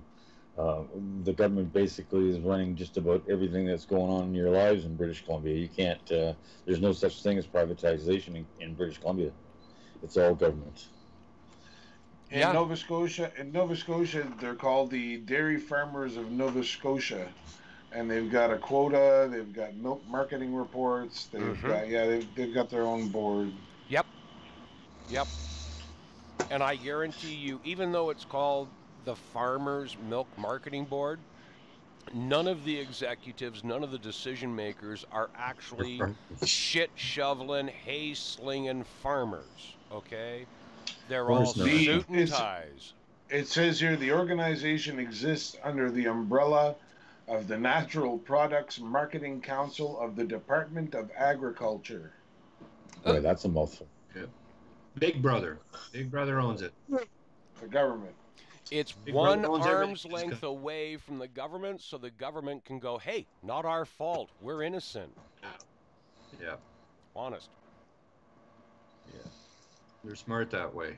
But it's also one more way the government can control how much money we have to spend just to exist.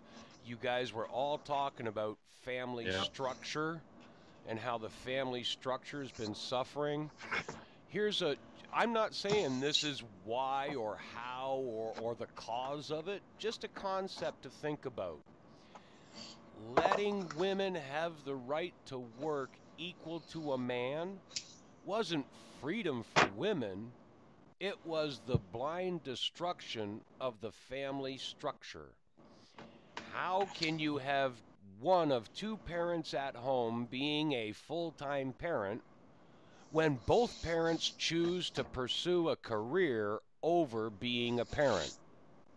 Right. Then the other aspect to look at is the government, through things like the Milk Marketing Board and all the rest of its control mechanisms, drives the cost of living to the point where, A, both parents have to work just to survive, and B, the size of families is limited because of the cost of survival. Who the hell can afford to have 5 kids and maintain our population? Of course, ideologies like Islam are going to outbreed us. The average Canadian can't afford to have more than 1.2 kids. And we've been told for decades that that's what we should do. We should be the responsible one. We've been told forever, only have the amount of children that you believe you can afford to raise in the scope of your life and your life experience. So we do that. We did what we were told. We only had a couple of kids, maybe 3, right? It changed from the 30s and 40s. Large families started to shrink in the 50s and 60s when we were told through television and all of that, let's be responsible. The earth only can hold so many people, while at the same time, the rest of the world is allowed to proliferate. You're allowed to have people with 10, 12, 15 kids. You can have a guy walk around and just be screwing ladies all over the world. The basketball players, that have like 1,000 children from 1,000 different women. I mean, that's all okay. And they're all fatherless. That's all okay. But let's rip down that whole family unit structure, the one that blessed society, I think, with the better parts of the 20th century, with a good lifestyle. I mean, the father's knows best lifestyle was wholesome. It was, I mean, kids played on the street till dark. You didn't have to worry. After Right? dark. After dark, they have to come and find us. It was Yeah. all different life, right? Just be home for supper, right? Family Day was every Sunday. Now they have to legislate a fucking government holiday for a family day. Family Day was every Sunday. You want to talk about saving energy? Let's get back to that. Let's close everything down on Sunday. Think of all the energy, all the money we're going to save. You can never mind the windmills and solar panels. Just shut everything down on Sunday. Stop this bullshit where government has to legislate our freedoms, because that's what we're living under, a charter of restricted rights and legislated freedoms. It's a freaking joke. The whole thing's in combat with British common law. No wonder we're in the judicial mess we're in, as far as Canada goes, right? I got a question for Billy. Since you're the youngest guy here, Billy, since you're the youngest guy here, I'm going to ask you, how many brothers and sisters did your father's father, your grandfather on your father's side, how many brothers and sisters did he have? Mine had 5 other brothers and 3 sisters. There was a family of 9. 6 brothers and 3 sisters, my grandfather, my dad's father. Yeah, I believe my grandfather's on dad's side, his family was 8 or 9, and my grandmother was over 10. Yep. On my father's side. On my mother's side, my grandmother, she comes from a family of 7. Yeah. And my grandfather, a family of 9. Yeah. See? Barry, how many? Well, yeah, my family was 6, and my aunts and uncles, they all had 5 or 6. You know what I mean? Our whole families were big, man, back then. And how many kids? Yeah. Jurgen, your ancestors, Jurgen, were they big families? Same large families. 7. I think my dad's family. 1, 2, 3, 4. My mom's, they had 1, 2, 3, 4. They had 6. So yeah, I mean, and in the village, most people had 5, 6 kids. Yep. Okay. So and even my mother and father, my mother came from a family of 5 and 2 that passed away as infants.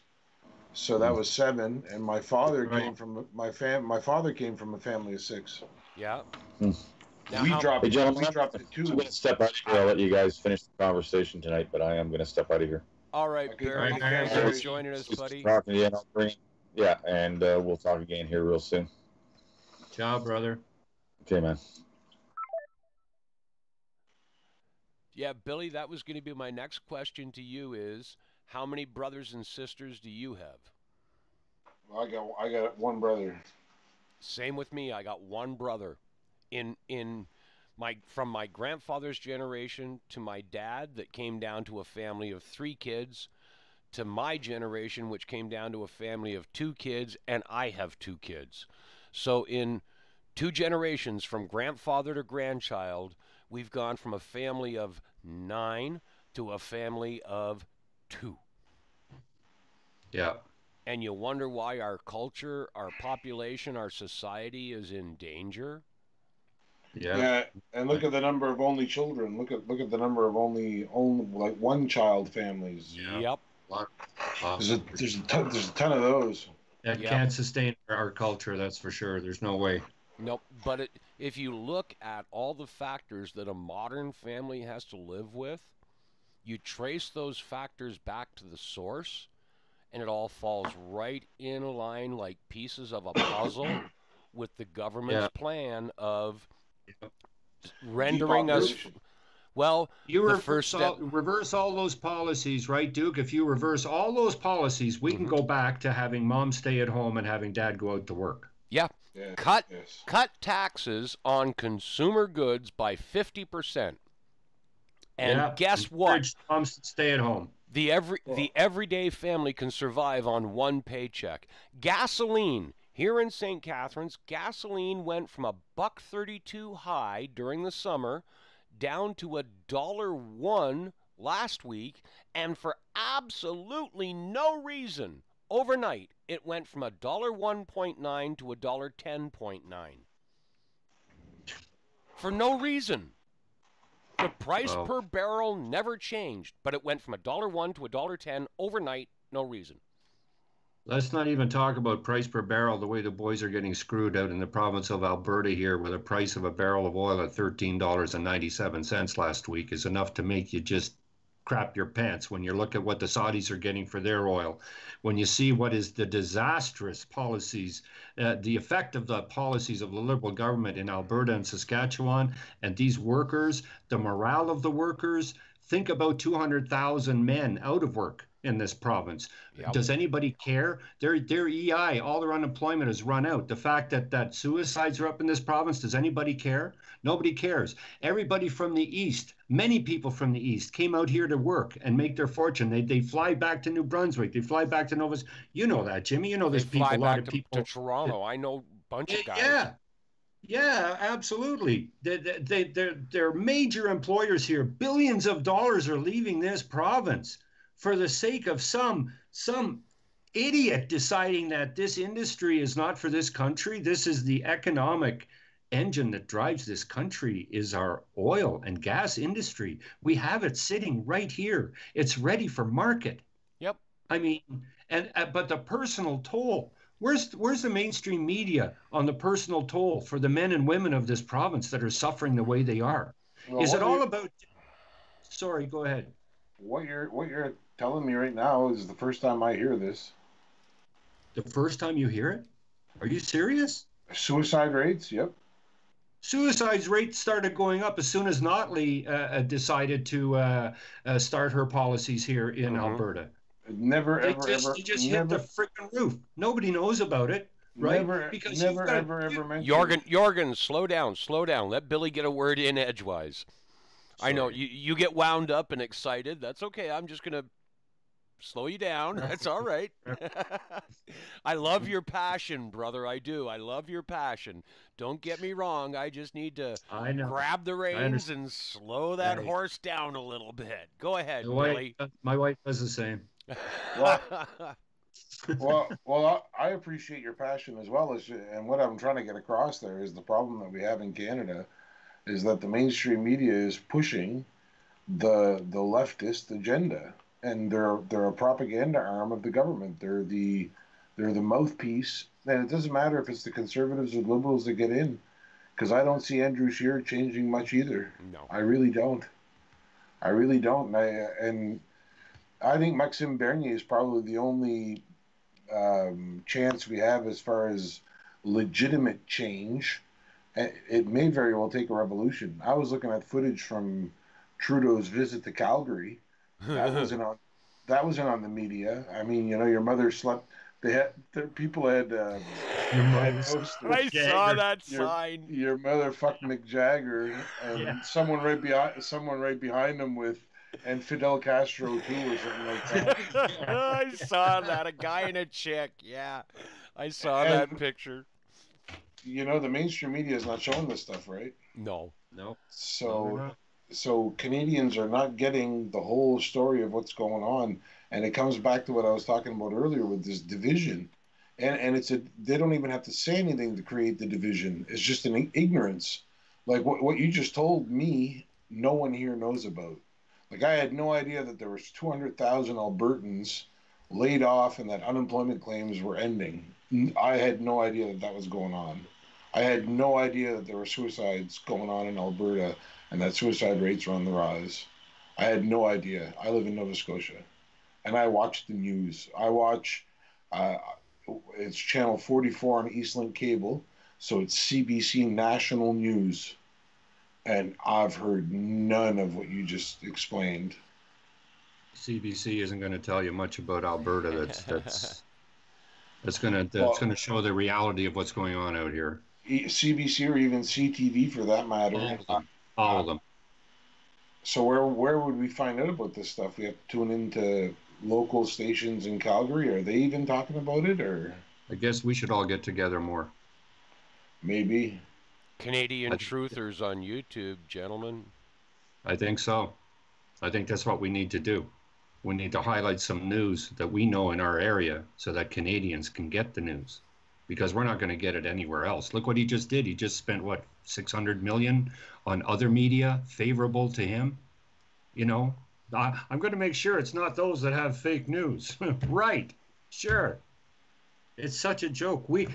You know, when Pierre Trudeau fooled me back in 1967, 68, and I helped get that son of a bitch elected, and I realized 2 or 3 years later that he was a communist, I just about blew a gasket. That's when I started getting active. That's when I started to really participate because I'd realized the depth of betrayal. Look at Theresa May right now. She just signed an over 500-page document that is a complete betrayal to Brexit. It still ties Britain into the EU with all these different hooks and disclaimers that she has in this document, right? So the people of Britain aren't getting a fair shake from her. The people of Canada elected a guy who's just decided to sign us over to the United Nations. At what level of betrayal are we prepared to say that's enough? Well, what I'm wondering is how the hell do we go about it? Do we have to? Are we literally going to have to try to group? I think 50,000 well-intentioned men would probably get the job done. But is that what we're going to have to do, or is there an arm of our law enforcement in Canada or our military that could step in and arrest these politicians for their treasonous behavior? Because that's what it is. It's treasonous.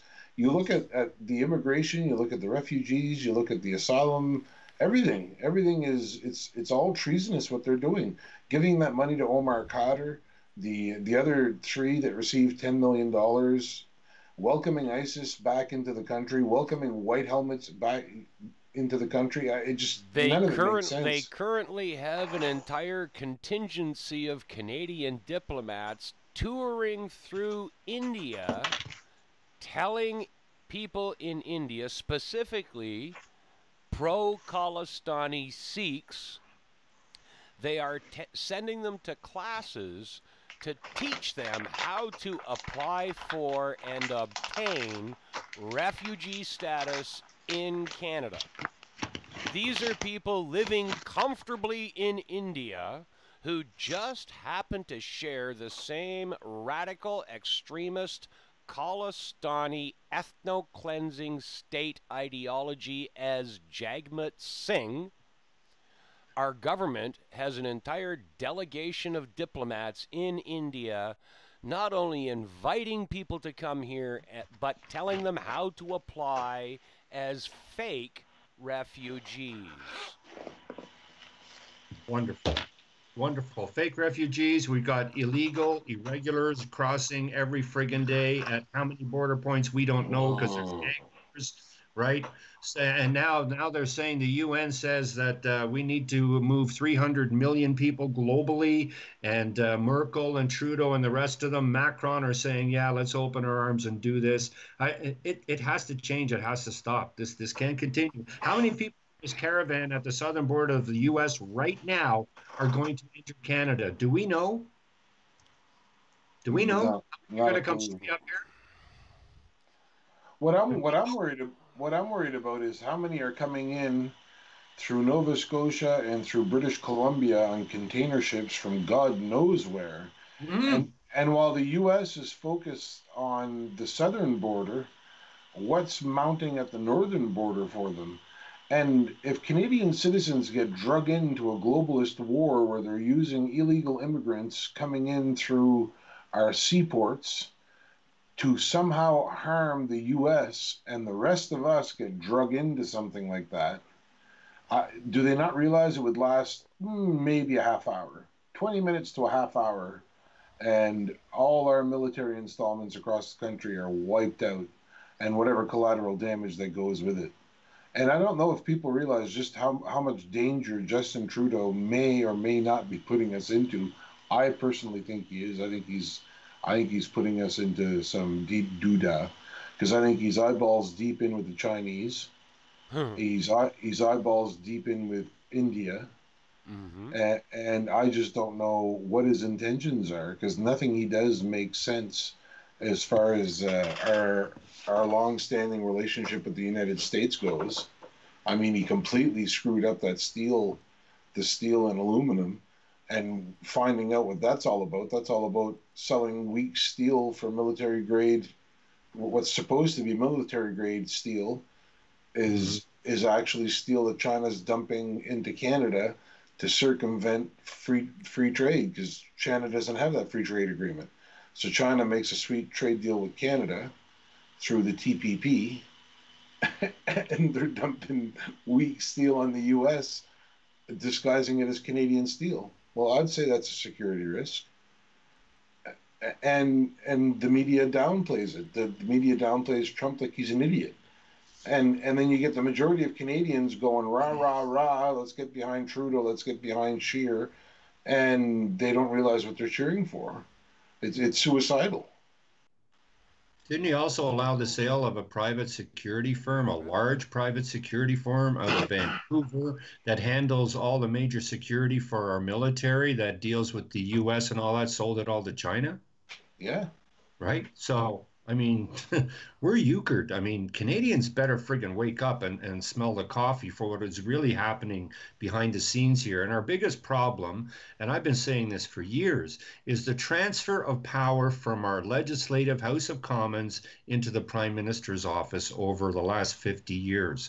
We've let the power just slip away from the elected representatives that we have. That's why we have a smugness coming out of that PMO's office and the cabinet.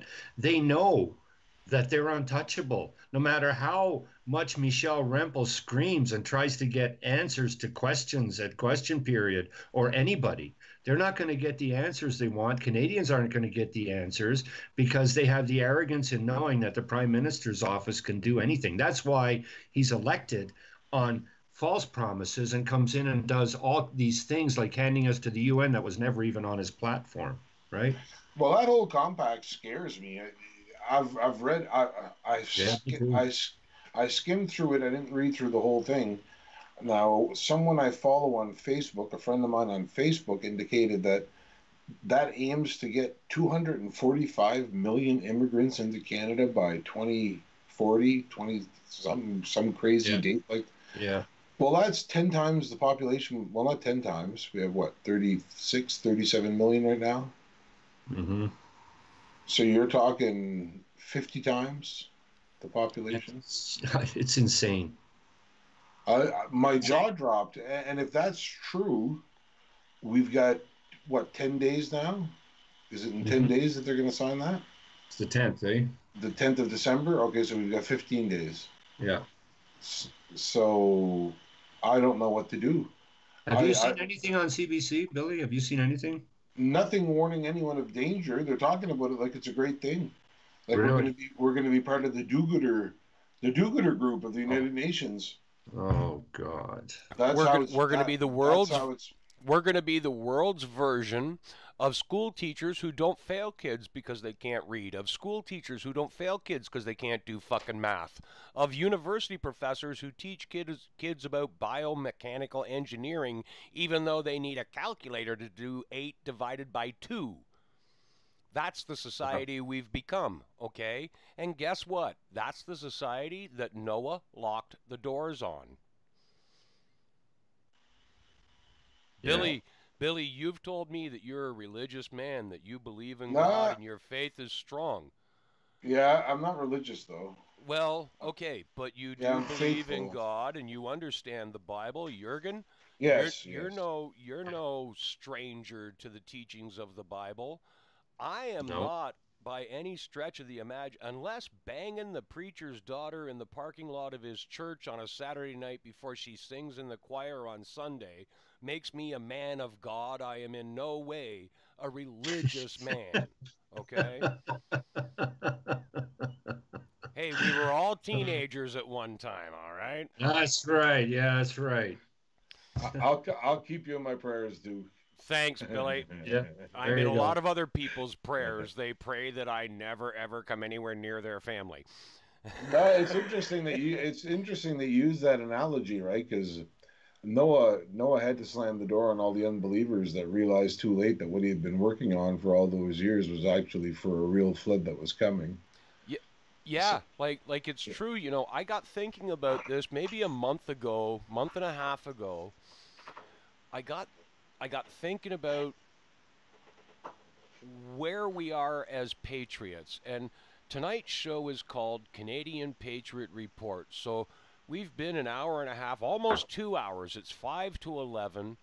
So I think it's kind of appropriate that we perhaps wind tonight's show up by tying this all back into where Patriots are and where we're going.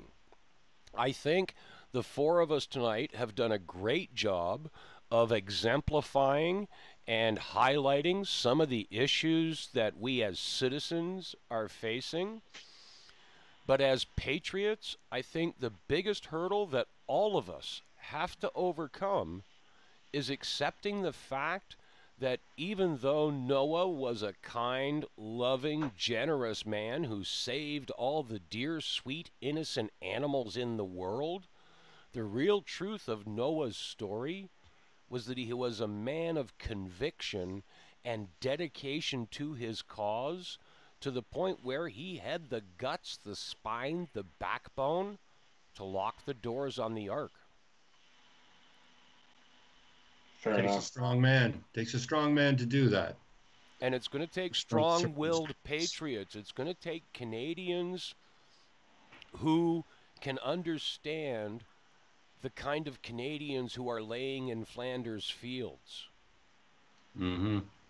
If you can't understand that kind of Canadian, you don't call yourself a patriot, because you're going to get hurt. You're playing in a game that you're not qualified to be in. Yeah, I get what you're saying. Right? It's a good way of looking at it. And I'm going to fall asleep sitting here because I it's see pretty you much going, it's almost buddy. midnight. Great to meet you, Billy.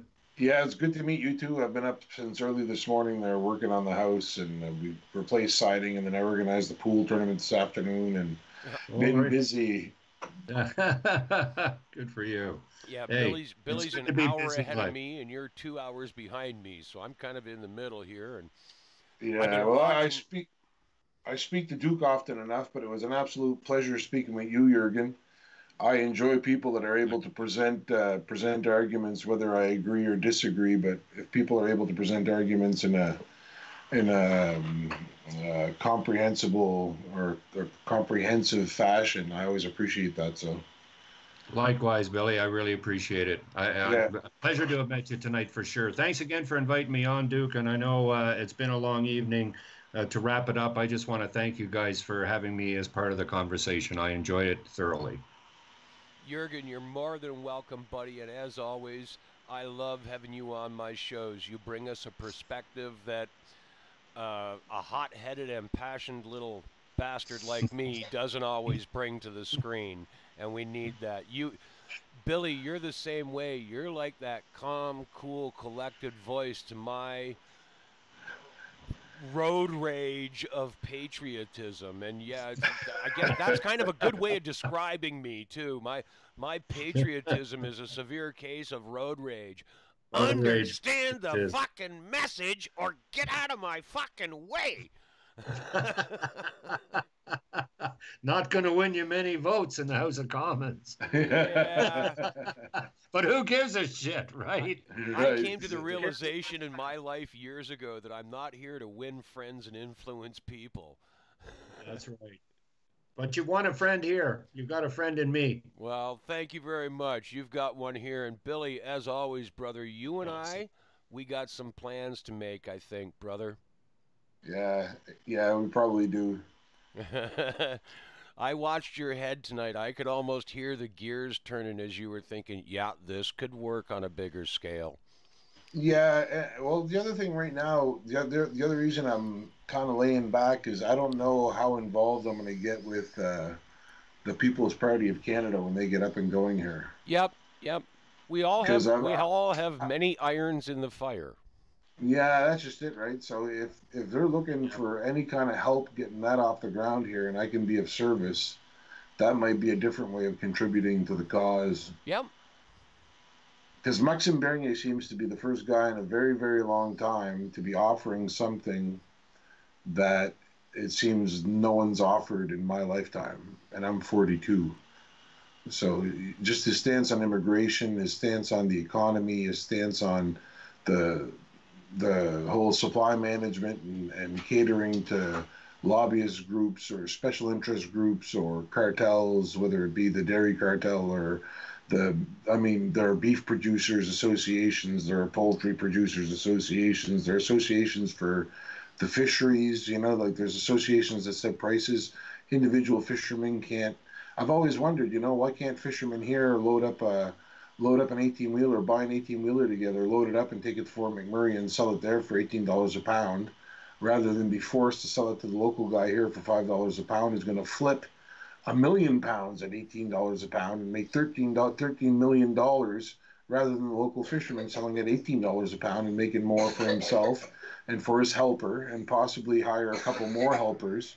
It's like I hate seeing these big corporations get bigger and richer. And for some reason, there's just something telling me Maxime Bernier might actually make a difference. So if he wants me to get involved, I'm probably going to do something there. And I'll still do YouTube, just I won't commit to anything too big depending on what he wants me to do. Yep. He does seem to have some policies that favor a return to intelligent entrepreneurship for the country. Exactly. We've seen decades of leadership that have squashed real entrepreneurship, and a regulatory system that just drains any will for anyone to build anything in this country anymore. Exactly. So everyone's fleet away. So yeah, I agree with you, Billy. I think he does offer a real change in that sense, in that we have a direction in this country that is all about collectivism, and we better get back to individual responsibility. Toot sweet, or we've lost everything. Yeah. Right? I mean, I agree with you. Yeah. C'est vrai. It's true. C'est la vérité. Yeah. C'est la vérité. Absolutely. Yeah. Well, it was an absolute pleasure, guys. I hope we do this again. I insist that we do this again. I'll make it happen, Billy. So many topics to discuss, fellas. That's for sure. There are. We got to get this out. I'm gonna, if with your permission, Jurgen, I spoke to Duke about this earlier. I'd like to probably take this. I believe I've been recording it. Let me check. Yes, I've been recording it. So with your permission, I'd like to edit and use this on my YouTube channel as well, and promote all of us. Sure. Yeah. And talk about the idea of doing collaborative work, whether it be on this channel or any other channel for that matter, just to get the word out. Yep, absolutely. Where do I find you? I know I've seen you up there before. Just so I know, what's your, just Billy? BILLYJOYCE. If you type that up in YouTube, you should find me. Okay, perfect. And you can add him in Twitter as well. Okay. Yeah, Billy Joyce, 1976. Okay. Now, here, I'd like to add you on Skype. How do I do that? We could work that out after, I guess. I could get that from Duke. Well, Yeah, I don't even know what my damn address is. I don't know. I don't know. Billy, it's getting late. Make a little note. Remind me tomorrow. Give me a phone call tomorrow, and we'll get that to you. Okay. Okay, guys. Good night. I'm gonna 7-3 for now. It's like my version of 10-4. Take care, guys. See you, Billy. Thanks, brother. Be safe out east. Jurgen, as always, my good man, thank you for your time. Thank you for everything you're doing for the Patriots here in this country. I think Jurgen's gone already. Let's flip this cam over here. We'll let Billy and Skype and everything else disappear. Folks, that closes out our show for tonight. I do want to take a couple minutes, and for those of you who are sticking around to watch the last few minutes of this show, I've got a special offer. I have keychains. I swung a deal with a company here. They wanted a cheaper price if I bought all kinds of them. I didn't have enough money to buy all kinds of them, so I bought a few, 50, and I had them print up the inserts to go inside. We have a number of options on keychains. They cost me $4 a piece completed. I'm asking $5 for them because I figure that'll cover postage and an envelope. Send me an email at dukewillis@gmail.com. We've got black with white lettering, says freedom isn't free. And we've got black with white lettering, keep Canada Canadian. Then we have the same slogan with the Canadian flag as a background. Both of the slogans, freedom isn't free and keep Canada Canadian, with either a black background or the Canadian flag. And on the other side of the keychain, it's the white section, has my name, Facebook, YouTube, and my Twitter address. And that actually will be changed. It's Patriot_Duke, not -Duke. So that'll get changed when I actually, this is a sample that my printer sent to me, and I had them change it on the actual printed material. So the finished product says Patriot_Duke, not Patriot-Duke. So that's the 4 of them. There's 4 different options. Black with white lettering, freedom isn't free, keep Canada Canadian, or the same slogans, the same phrase, keep Canada Canadian and freedom isn't free, with a Canadian flag in the background. Email me, get in touch with me by email. We'll work out your address. You can email transfer me or send to my PayPal the $5 after you talk to me by email. Don't just blindly send me $5 because I won't know what the hell it's for or whose money it is. Get a hold of me first. Make sure I know you're sending the money. Make sure I know what you want and where I'm going to send it to. Let's do this properly, okay? If you want a keychain, folks, they're $5. I've also got some T-shirts left over that Kelly Elizabeth sent me. Next time I'm on, I'll throw up some pictures of the T-shirts that I've got available. For now, I'm going to say goodnight. It's time to go have one for bedtime. We'll see you, folks. Thanks for joining us here on YouTube, CPR Canadian Patriot Report. Till next time, keep it Canadian.